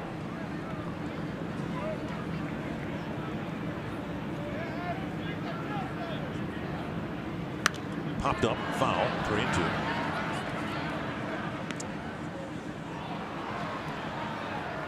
Ryan Presley's warming up in the Twins bullpen. He did not pitch 2 days ago. I wouldn't be surprised if this would probably be Kyle's last inning. And now 91 pitches. Well, Presley's been warming up. It might be his last hitter. Check swing. Did he go? Strike 3. Scope thought he drew a walk. Instead, the half swing is rung up by Marty Foster. 2 down. Yeah, it was a 2-seam fastball that came running in on Scope, and I believe he went too far. Take a look right here. Watch the movement on that fastball. Scope, I think, trying to deke that it was ball 4, but I think he went too far. We talk up here, I think fans do too, about diminished velocity later in a pitcher's outing, but you saw tremendous movement there. If you've if you've only got one, I'm not so sure that in the later innings the movement might not be more important than the velocity. That's why sometimes when you have a guy that's a sinker ball pitcher like a Gibson, sinker slider, sometimes too much rest, they're too strong at the beginning of the ball game, and as it goes further and deeper into the game, you do have more movement on you, especially your sinker. There's a good fastball, just missing. 2-0. Seems like every start Nick Blackburn pitched for the Twins, we would talk about that. He'd come out with some four-seamers at 94 or whatever, and it seems like his better innings were after the third inning. And now 3-0 to Adam Jones. Gibson almost walked Scope, and now he's fallen behind Jones with the pitch count climbing towards 100. Jones would have the green light here, no matter what the score. This guy likes to swing the bat. He does take a strike. Not the one to his liking.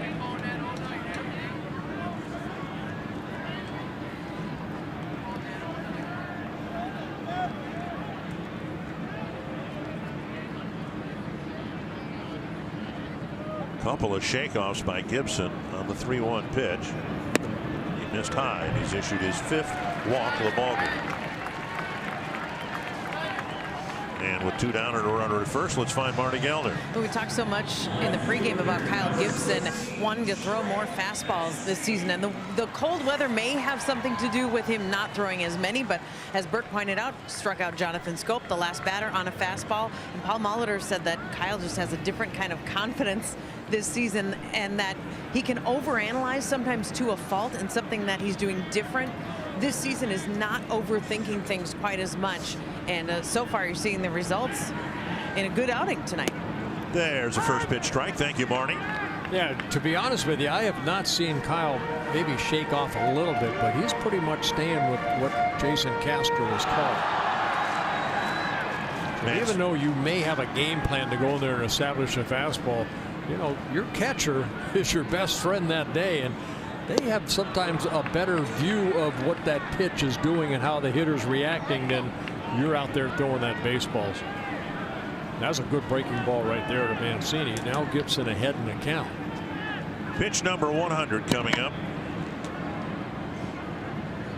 You see him shaking off right there. And they're going to go to number 3. That's a slider. Oh, wow. Just missed the point. Well, Castro very good at holding it for a second. Bit outside. Good take by Mancini. And you see, wants Gibson to shake off. We're going to go to that 2-seamer that struck out Scope inside. Just low and in. And that's what Kyle at least has missed. A lot of his pitches, even though the strike to ball ratio is not good, when he has missed, it's been the knees and below. So that's a good thing. It's just that there's a lot of pitches thrown. Hoping that this will be the last pitch that he throws, both in this inning and almost certainly in the game.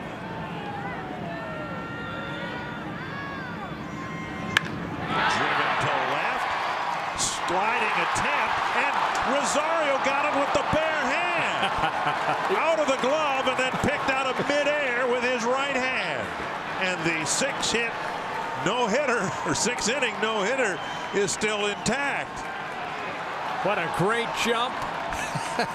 Ball caromed out of his glove, and he used his right hand. And truth be told, the only well-hit ball tonight against Gibson.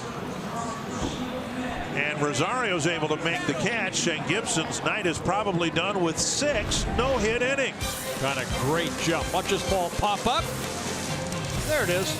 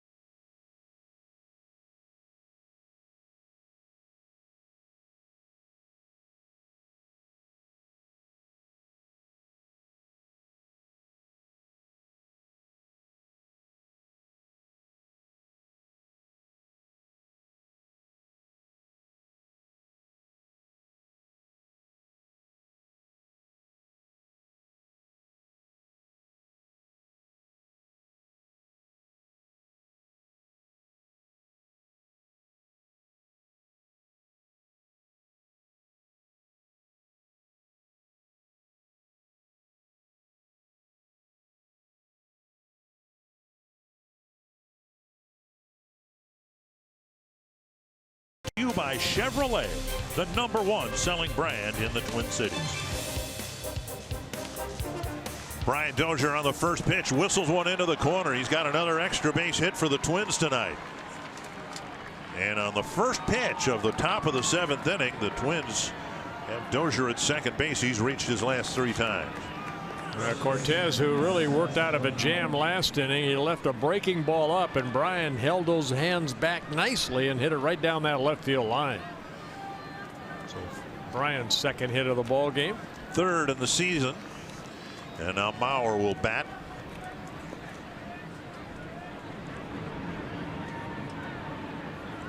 Joe with a double and a walk in his last 2 times up.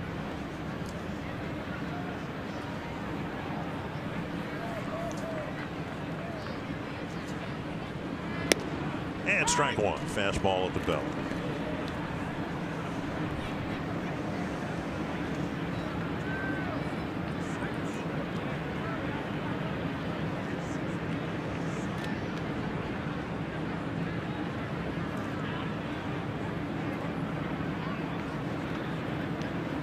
Had a threat to score in every inning.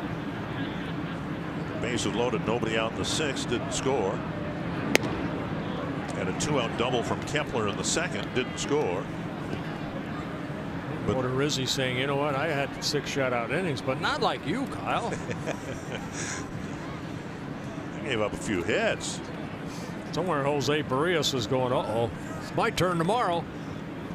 Mauer takes outside 2-1.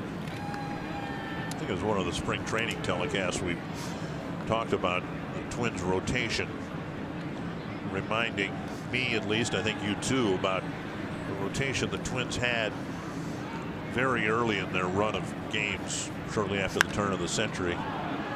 There's a fly down the left field line, and Mancini has no play. But in the 2002, 2003, they had Radke, they had Reed, they had Milton, they had guys like that.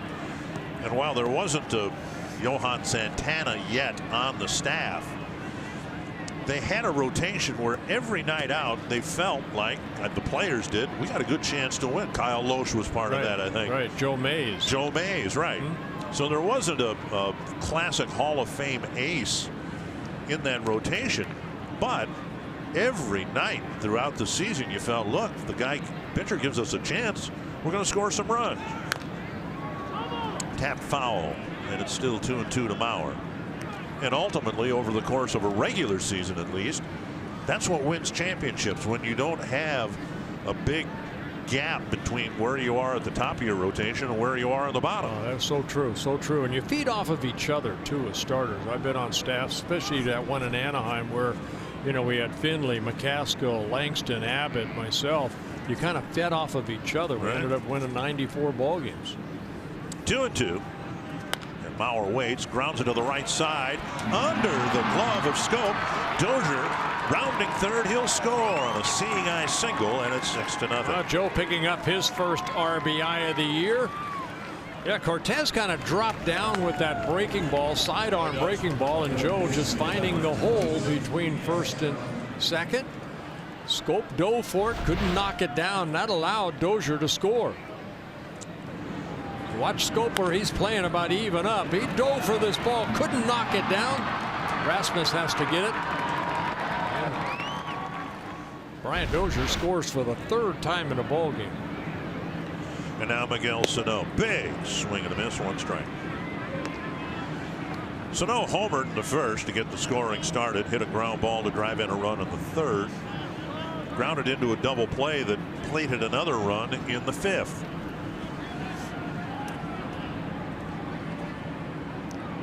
Way up and away. 1-1.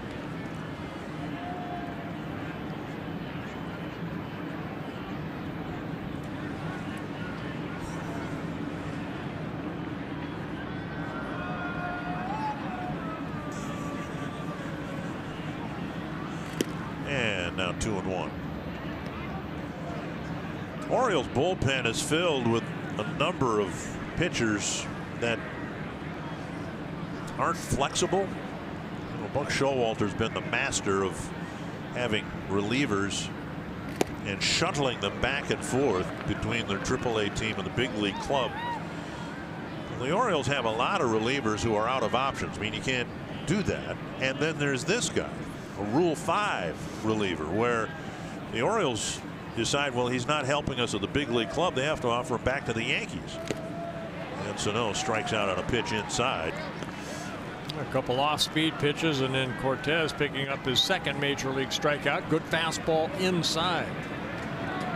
That's the same pitch he struck Buxton out on. Join T-Mobile all season long. You can sign up now through April 2nd at T-Mobile.com/MLB. Here's Rosario, 0 for 3. Couple of strikeouts and a foul out. Breaking ball wide.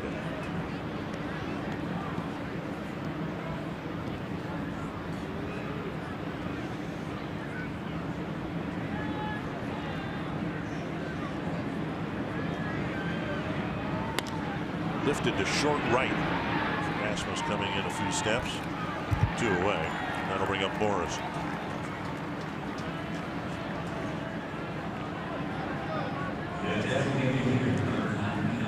Been a good night for the Twins.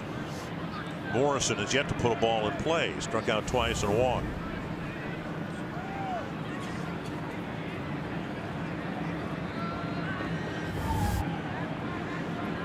Asked Logan before the game 2 days ago what type of a starter he was, meaning coming out of spring training, getting a season started. He says he's been all over the map. He's had years where he's pounded the ball right away. He's had years where he's struggled at the start. So far on the year, 0 for 5.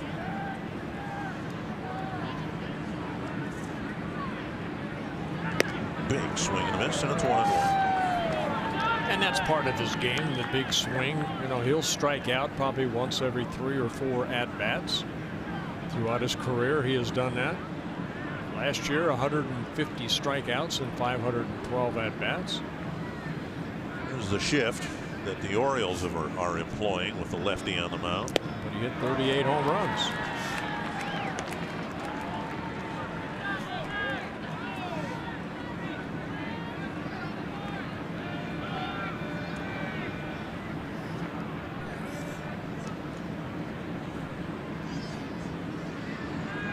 One and 2 to Logan Morrison.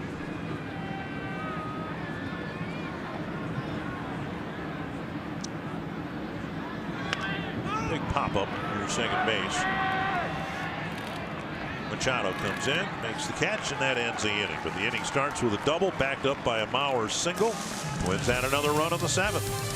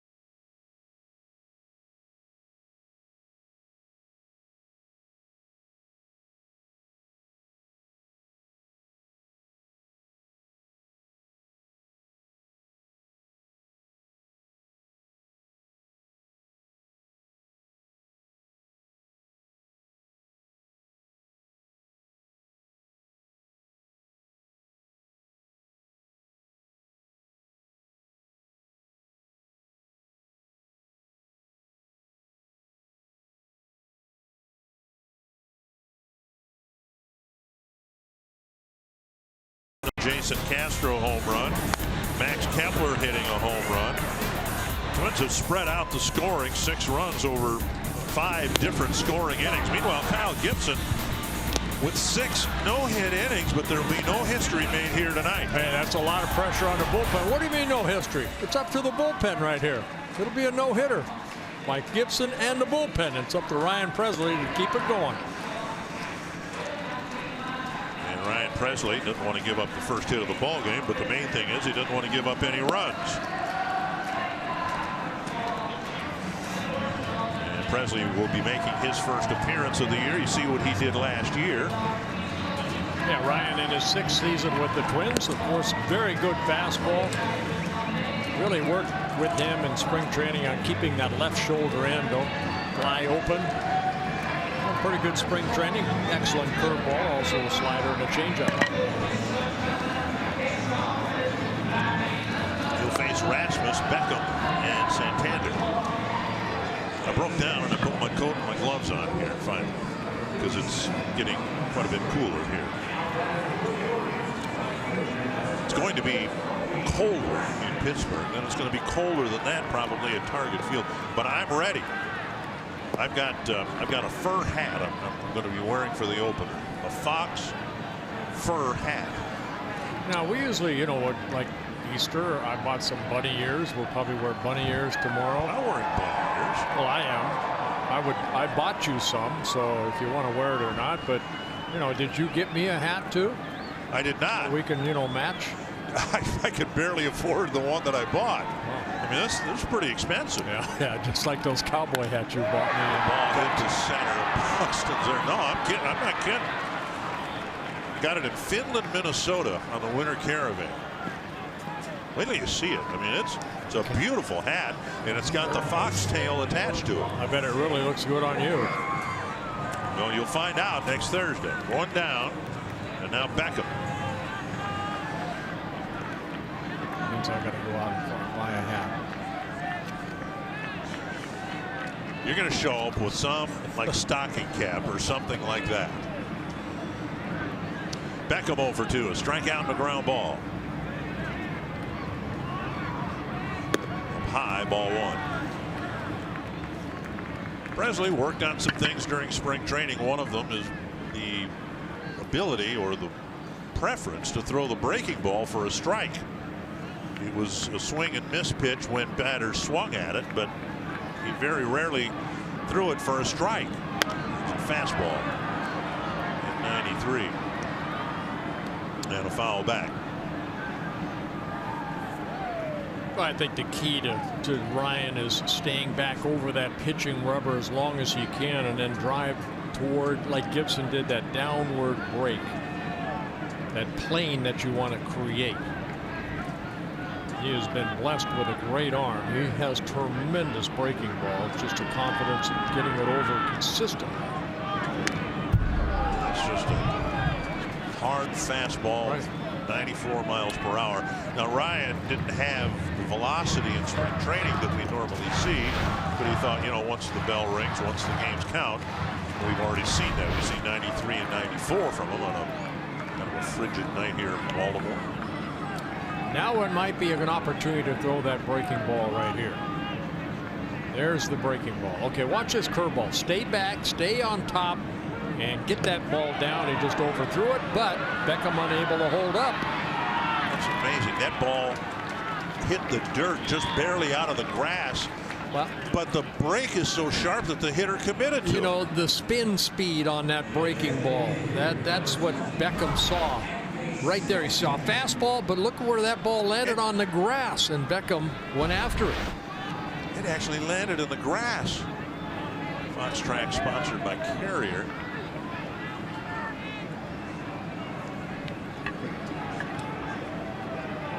Here is Santander.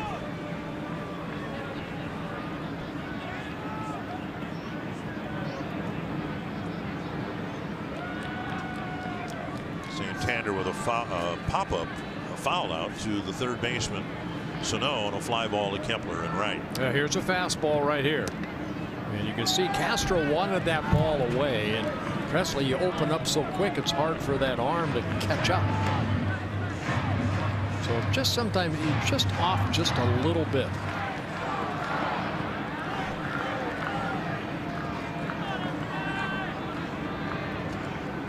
Trying to get back in the strike zone. Good slider right there. 89 miles per hour and a darting slider at the end. Watch the break. Looks like fastball. Bottom falls out of it. But still, it's almost a 12-6 drop. 1-1.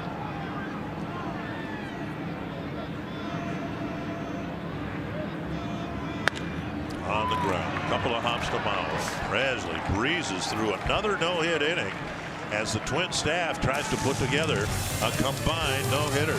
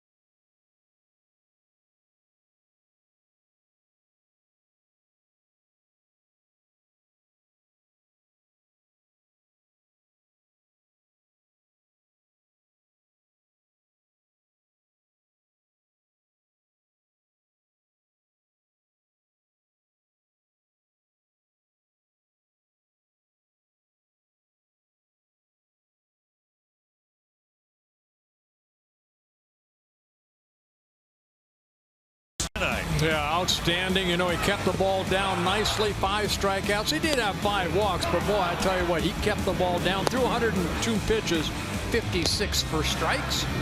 And the Twins gave him some run support early as the Twins have a 5-0 lead. And the play of the game right there, Rosario. He had a great jump, came running in. The ball bounced out of his glove, but able to barehand it with his right hand. That was the last batter that Gibson faced, and then Ryan Presley coming in for the 7th inning, a 1-2-3 inning. Ryan Presley had a very strong bottom of the 7th inning, and the Twins will hit now in the 8th. And a new pitcher for the Orioles, and yet another Rule 5 pickup by the Orioles. Pedro, I'm going to go Araujo. I'm going to go with that. Just 24 years old, out of the Cubs organization.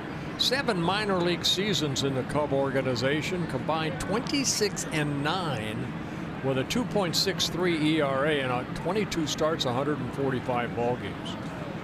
Last year, high single A, double A, pitched in 45 ball games.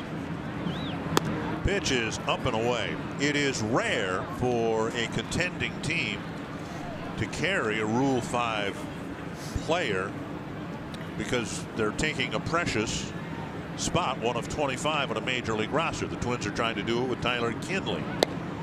Even rarer to try to have 2 of them, and that's what the Orioles are trying to do. They also had Jose Mesa Jr. in camp as another Rule 5 pickup, but only 2 of them made the cut. 1-1 to Adrianza, and now a ball 2-1. Yeah, scouting report on Araujo. It's fastball between 89 and 93. He's supposed to have a very good curveball and a changeup. Out of the Dominican Republic. And now 3-1.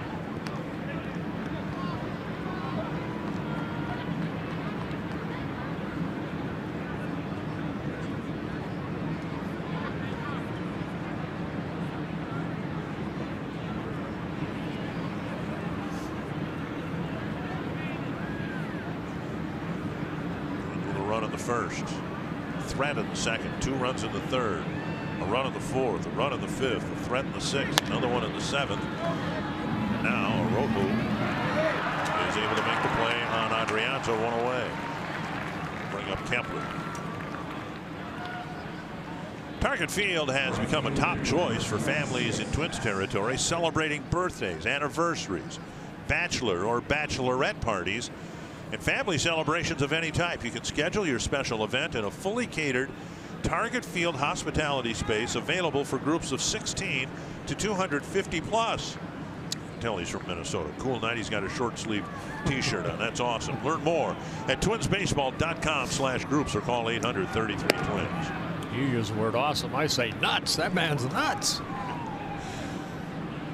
Kepler has reached all 3 times. A double down the left field line, a homer over the wall and right, and then a walk in the 6th.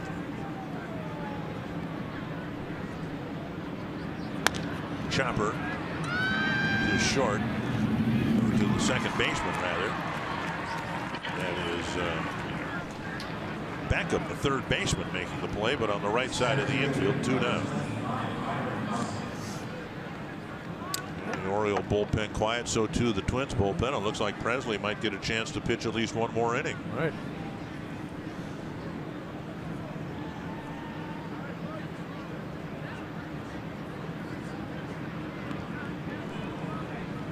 Two down. And now Byron Buxton, 0 for 3, a couple of ground balls and a strikeout.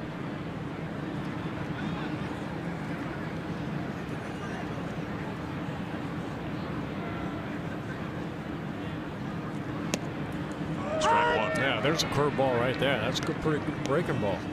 Showing a good movement on the fastball and the curveball.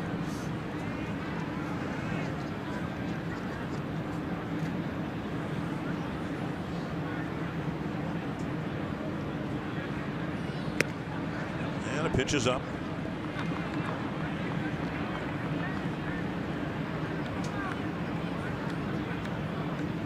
One and one to Byron.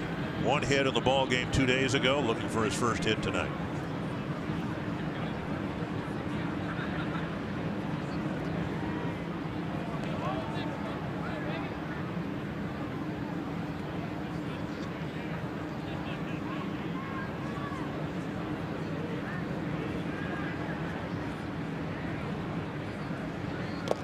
And swinging a pitch inside the foul, 1-2.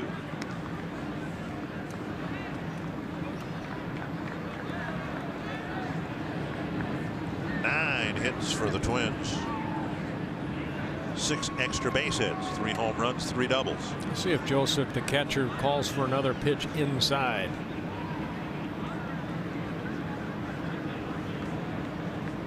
Now he's sitting away, shook off by the pitcher. Slider got him. A 1-2-3-8. First time the Twins haven't put a base runner aboard. Ryan Presley will try to extend the no-hit bid.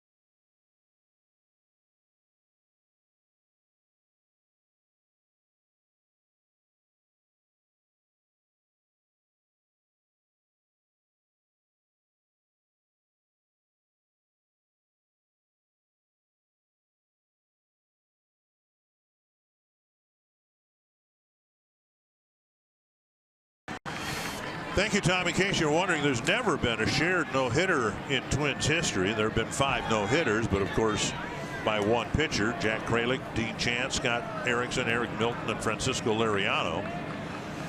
So yes, there might be some history made here tonight. Strike one to the pinch hitter, Chance Sisco, who's the second catcher for the Orioles this year. Yeah, Sisco, just 23 years old, the #2 pick back in 2013 for the Orioles. It was a September call-up last year. 6 hits and 18 at-bats. Swing and a miss on the slider. That's 0-2. Sisco, 5 minor league seasons for the Orioles, a .311 hitter in the minor leagues.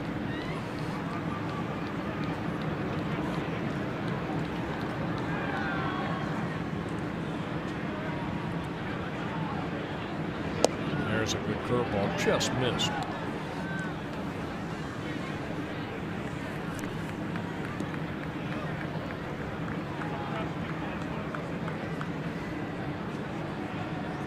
One and two. Try that curveball again. Strike 3. Presley with his second strikeout, 1 away.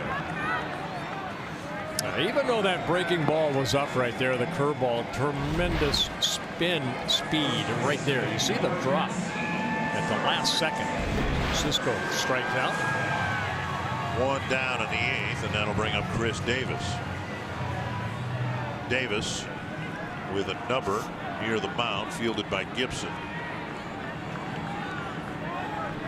A pop-up in short center field, fielded by Sano, and then a deeper fly ball to center, caught by Buxton. Up and away, ball 1.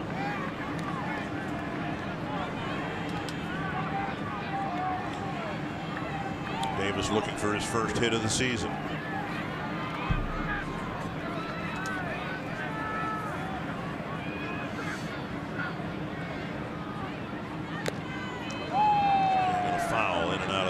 Of Castro, 1-1. Twins haven't pitched a combined no-hitter. They've not had one pitched against them. 5 pure no-hitters pitched by Hunter, Catfish Hunter, Vida Blue, Nolan Ryan, David Wells, and Jared Weaver.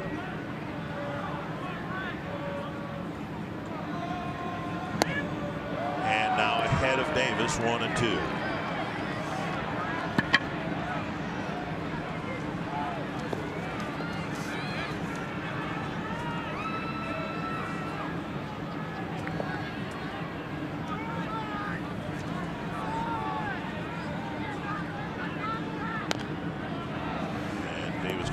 Of a breaking ball. Hey, you mentioned Davis the last couple of years, even though he signed to that big contract up until 2022. Just last year he had some right oblique strain that kind of put him on the shelf for a while. Hit only .215 in 128 ball games, but still you respect his power. A lot of home runs. 267 of them in his career. Made him move his feet.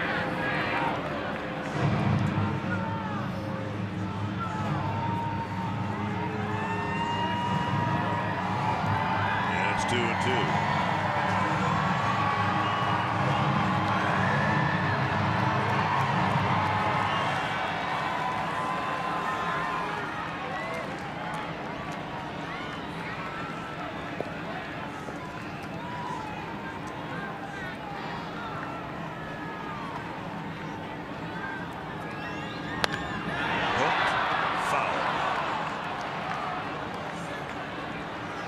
The timing just off for Davis.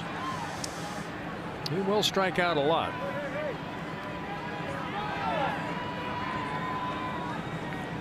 He seems to be one of those guys always ready for that fastball.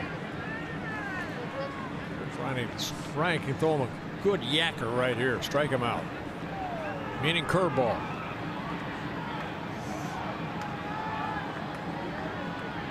Two and two to Davis.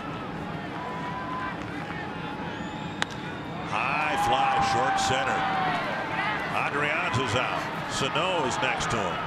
The big man, the bigger man, makes the catch, 2 down. Wow, this copyrighted telecast presented by authority of the Minnesota Twins and may not be reproduced or retransmitted in any form, and the accounts and descriptions of this game may not be disseminated without the express written consent of the Minnesota Twins, LLC. We'll bring up Manny Machado, who drew 2 of the 5 walks issued by Kyle Gibson. And then Gibson got him on a ground ball in the 6th.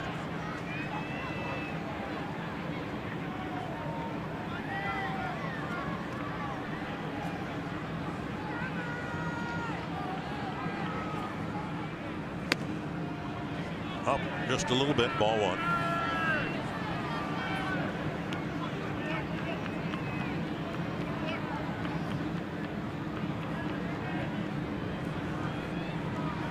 One and 0.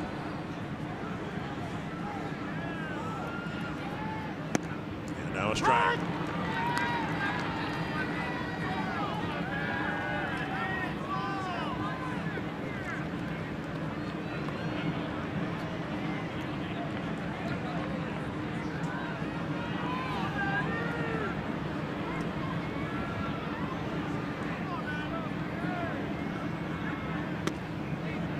Two and 1. 23 pitches for Presley. If you can get Machado here, I think that there would be some consideration to maybe putting him out there again in the 9th inning.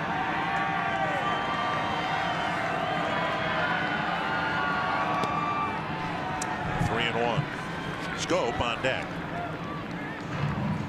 Again, the Orioles won 2 days ago, but they only got 5 hits in 11 innings. And they have been held hitless so far here tonight.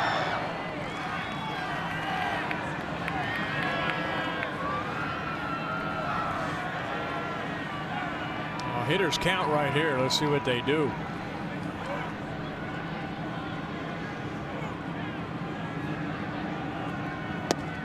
Strike at the knees, 3 and 2. Good fastball right there. Great location, knee high. At 94 miles per hour. Everything's been up, and then you do that. Wow.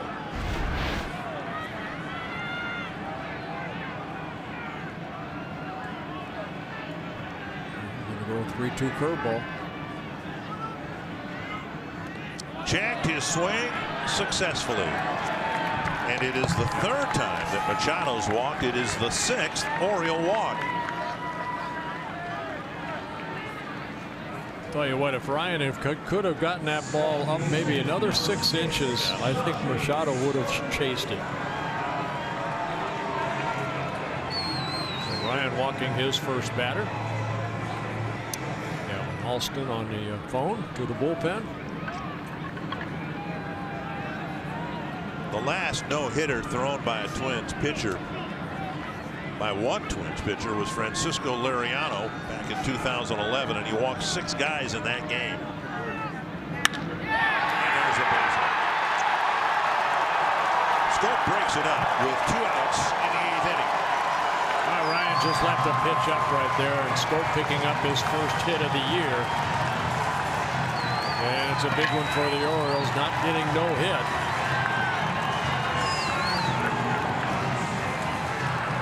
So now 2 aboard with 2 out, and Adam Jones will bat.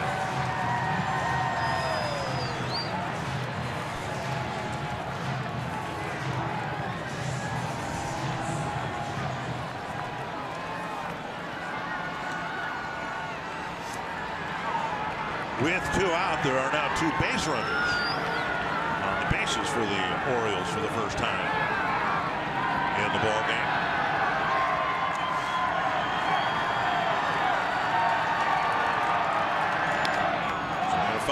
Strike. There's a good breaking ball right here. Let's see the first pitch to Jonathan Scope. Presley. And kind of a slider, like a cutter, just kind of hung right there. And Scope hitting it sharply up the middle. Be a symptom of the pitches thrown for Presley. Approaching 30 pitches. The ball just looked like it spun up there and didn't do much. 1 strike to Jones.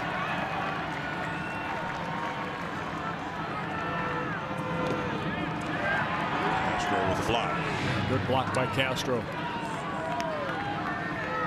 And we'll say that a lot this year.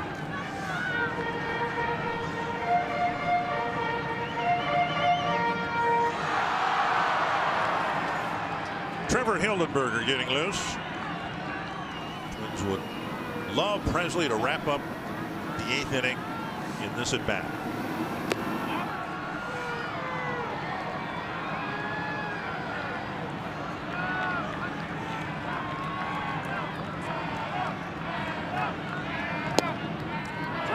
Right on the outside corner. Jones walks away and squawks. One thing Jones will do, take a look at this last pitch right here. It's a fastball. He will chase that ball in the dirt. If Ryan can throw that curveball just on the other side of the plate. 1-2. Got him. Came inside and struck out Jones to strand 2. The Orioles did get their first hit, but the Twins still have a shutout going through 8.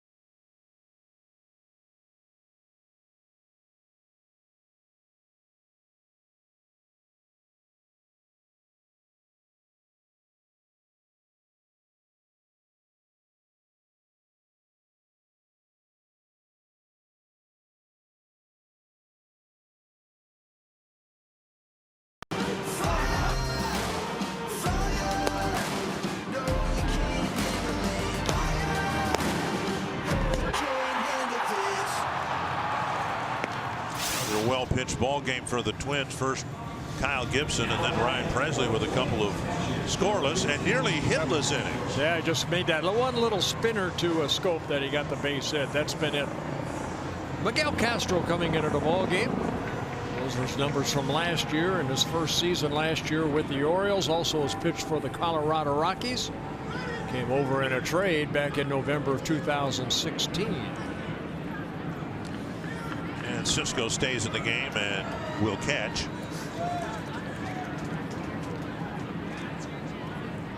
And Jason Castro will hit for the Twins. First pitch swung on and missed. So Castro facing Castro. Miguel Castro at 6'7", about 200 pounds. Tall drink of water.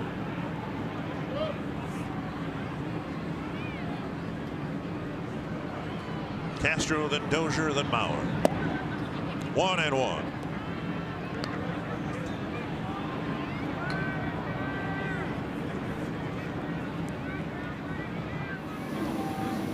Gabriel Moya's getting loose for the Twins. In the 8th inning, it was Hildenberger. And now up high, 2-1.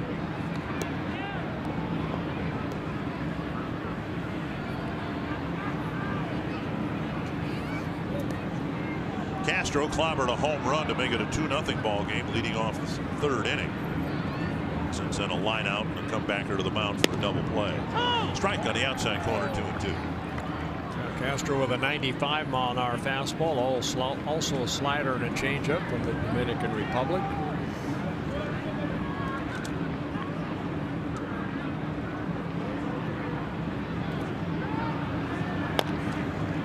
number. Castro throws out Castro. CenturyLink, what's next? A day game tomorrow to wrap up the series, and Jose Barrios will go for the Twins against Kevin Gausman of the Orioles. Both teams counting on the two right-handers going tomorrow to be central to their team's success this year. Gausman, kind of their ace last year with the 34 appearances, 11 wins, and of course Jose Barrios, 14 wins. Brian Dozier takes a strike. Dozier with 3 runs scored in the ball game. A 2 for 3 with a walk night. Has reached 3 straight times and scored all 3 times. Up and in, 1-1.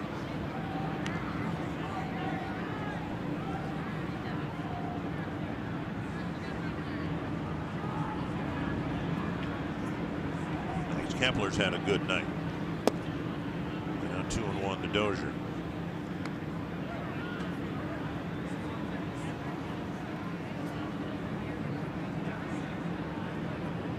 And Sano started it all with a home run in the first inning.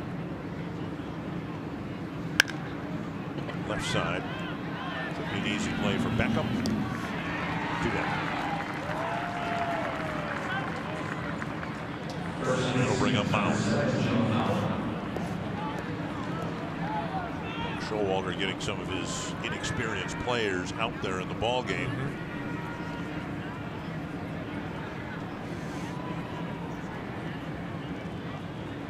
Just saw, a couple of them making their major league debut, get that over with. Castro here, he has some major league experience with the Blue Jays, Rockies, and second season with the Orioles. Twins will look to find an opportunity similar to that for Tyler Kinley, and they hope it happens sometime around the 4th of July. Right? You hope not to be behind 6-0. Or ahead, right. By a lot. Well, and that I guess feet wet. Point should be made that, Twins had ample opportunity to lead by more than 6-0, and if they had done a little bit better job, maybe led 9-0, it might have been Kinley warming up, but not Moya right now. 1-1 to Mauer.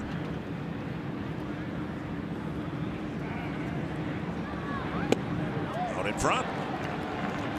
And it's 1-2. Well, at the beginning of the game, we kind of do the keys to the Twins' victory. Skinny's sitting next to Fernando Rodney. We said offense, and really they supplied offense tonight. Some pretty good pitching too by Gibson and so far Presley. Now 9 straight have been retired, and it looks like Gabriel Moya will get the 9th inning.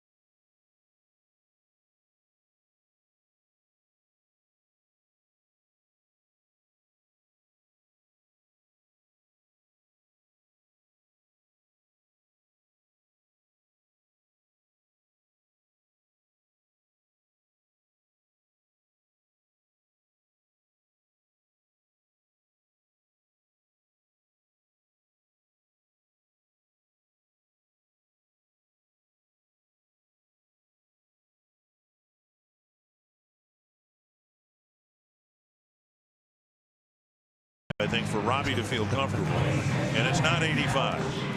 Gabriel Moya will try to finish off the ball game for the Twins and finish off the shutout. Gabriel Moya, 23 years old. He was a September call-up last year. He ended up pitching in 7 games out of the bullpen. Pitched 6 1/3 innings, gave up 3 runs, a couple walks, 5 strikeouts. Gabriel will give you that sidearm type of delivery with a fastball, big slurve, breaking ball, and a changeup. Trey Mancini will lead things off in the 9th against Moya, who had a phenomenal spring training. I don't know that he was a long shot to make the team, but he wasn't in a cluster of players who were thought to be sure things. And he was brilliant in spring training. Reminds me a little bit of Eddie Gordado, the way that he goes about his business. He's got a little bit of a, a lot of herky-jerky, but very aggressive, tries to throw aggressively in the strike zone.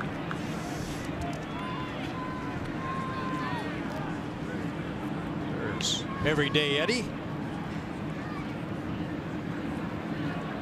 Some pocket warmers in there, I'm sure. And now Moya misses twice, 2-0. Yeah, Moya came over to the Twins in a John Ryan Murphy trade that went to the Arizona Diamondbacks back in July.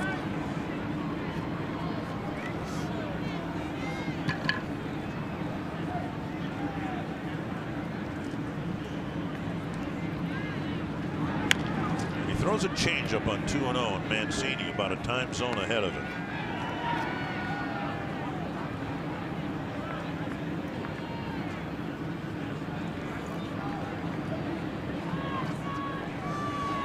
Moya was acquired by the Twins, started at AA, 13 really good games, then was called up from AA to the big leagues. There's a called strike 2-2, and he got some big outs.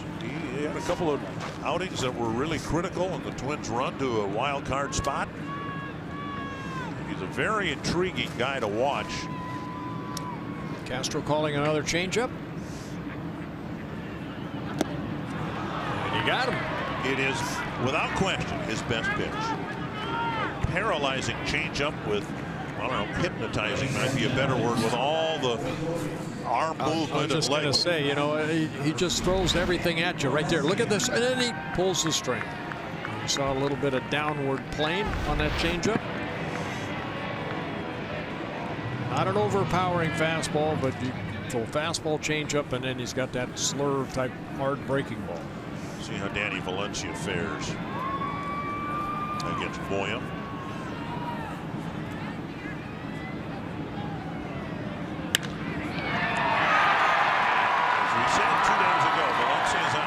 Because he rakes against left-handed pitchers, and he jumps all over the first pitch and cracks a double.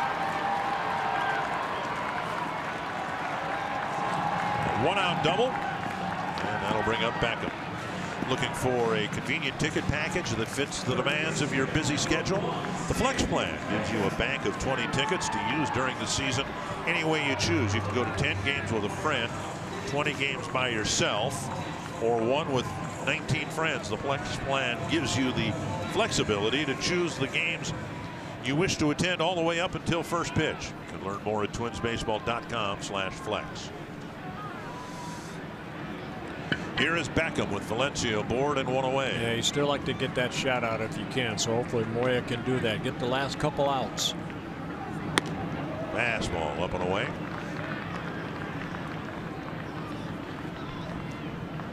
Beckham went down swinging twice, once against Gibson, once against Breslin.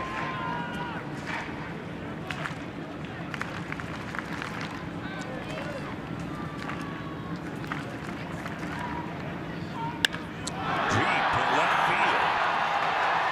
There goes the Orioles around the board.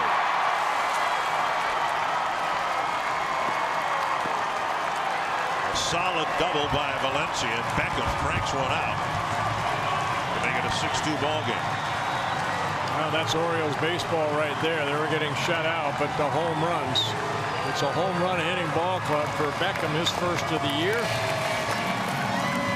22 of them last year between the Rays and the Orioles. Ball right down Broadway. Good solid swing by Beckham. It's a 6-2 game. Now no activity in the Twins bullpen, but I think I see somebody taking their jacket off. Santander, the batter, and he takes a strike in the outside corner. So at the very least, the home run will activate the Twins bullpen here. Someone's going to try to get warm on a cool night. It'll be Fernando Rodney.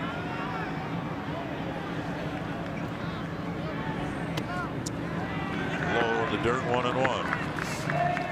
Just took the jacket off. And Rodney getting loose in the event there might be a save opportunity yet here.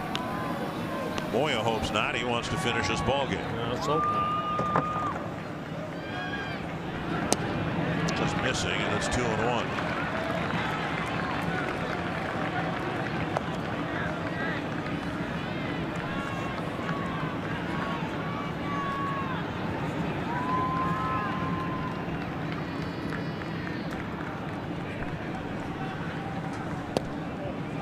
Strike called, even though Castro didn't catch it.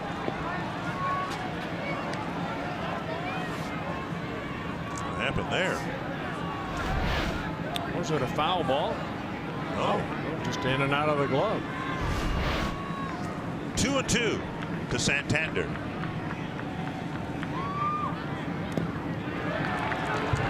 Now full count. Chance Cisco on deck.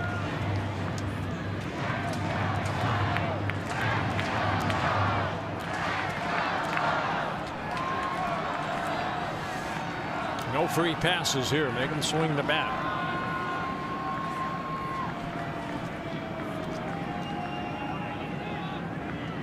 And he missed.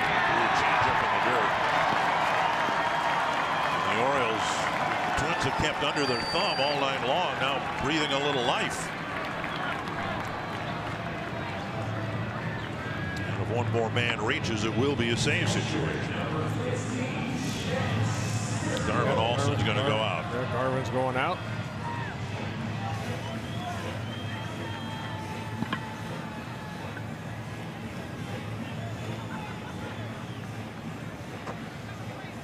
A lot of times pitching coaches will go out and give that reliever a couple extra throws, but Rodney is such a veteran. He probably needs maybe a dozen to get loose down there, and of course he gets 8 of them when he comes out here.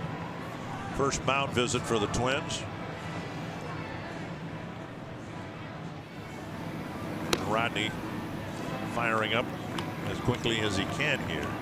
Chance Cisco struck out in the 8th inning in his first at bat. There is an out. And the Twins lead by 4. This is a big at bat here.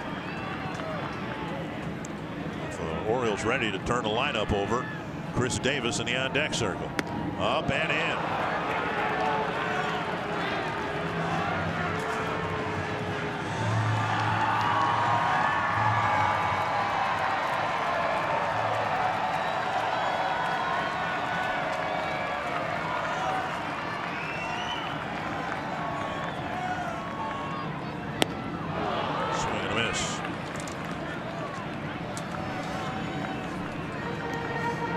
Twins have turned 2 double plays so far here tonight.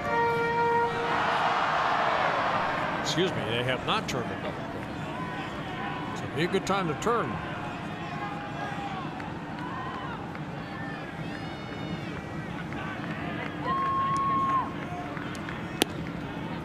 Off the plate, 2-1.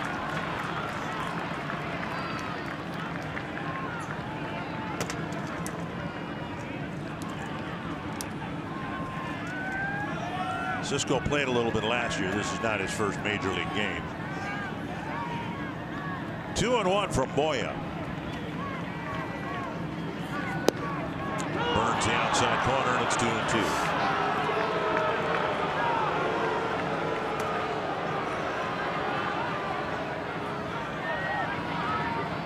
Big man again because of who is behind Cisco, Davis, and then Machado. If the game goes that long. Breaking ball, and I think Cisco did him a favor. very well have been ball 3. Up and in.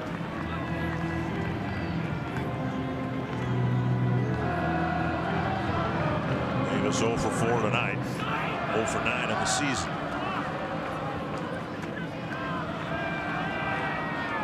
Another 2-2.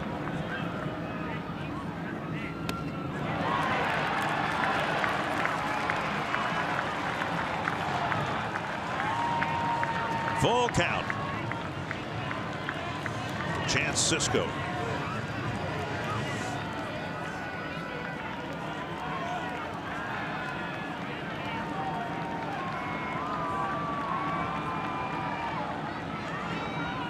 Struck him out. 2 away. Well, looked like it just went fastball away, and Cisco strikes out. Second strikeout for Moya. And now Davis.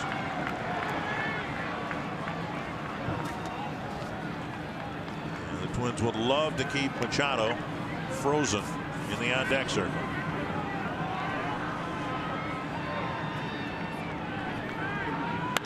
Fly ball, center field. Buxton should be able to put it in his back pocket. And the Twins pick up a win. They flirt with some history, but end up evening their mark with a 6-2 win. Well, got an early offense for Kyle Gibson. 6 shutout innings, 6 no-hit innings for Kyle Gibson, and a good Twins victory. Well, the Twins out-hit the Orioles by game's end 9-3. And even their mark at 1-1. And in back-to-back starts to get this season started, the Twins in each game have gotten 6 shutout innings from their starter, and Paul Molitor will take that for as long as it will last. Yes, he will.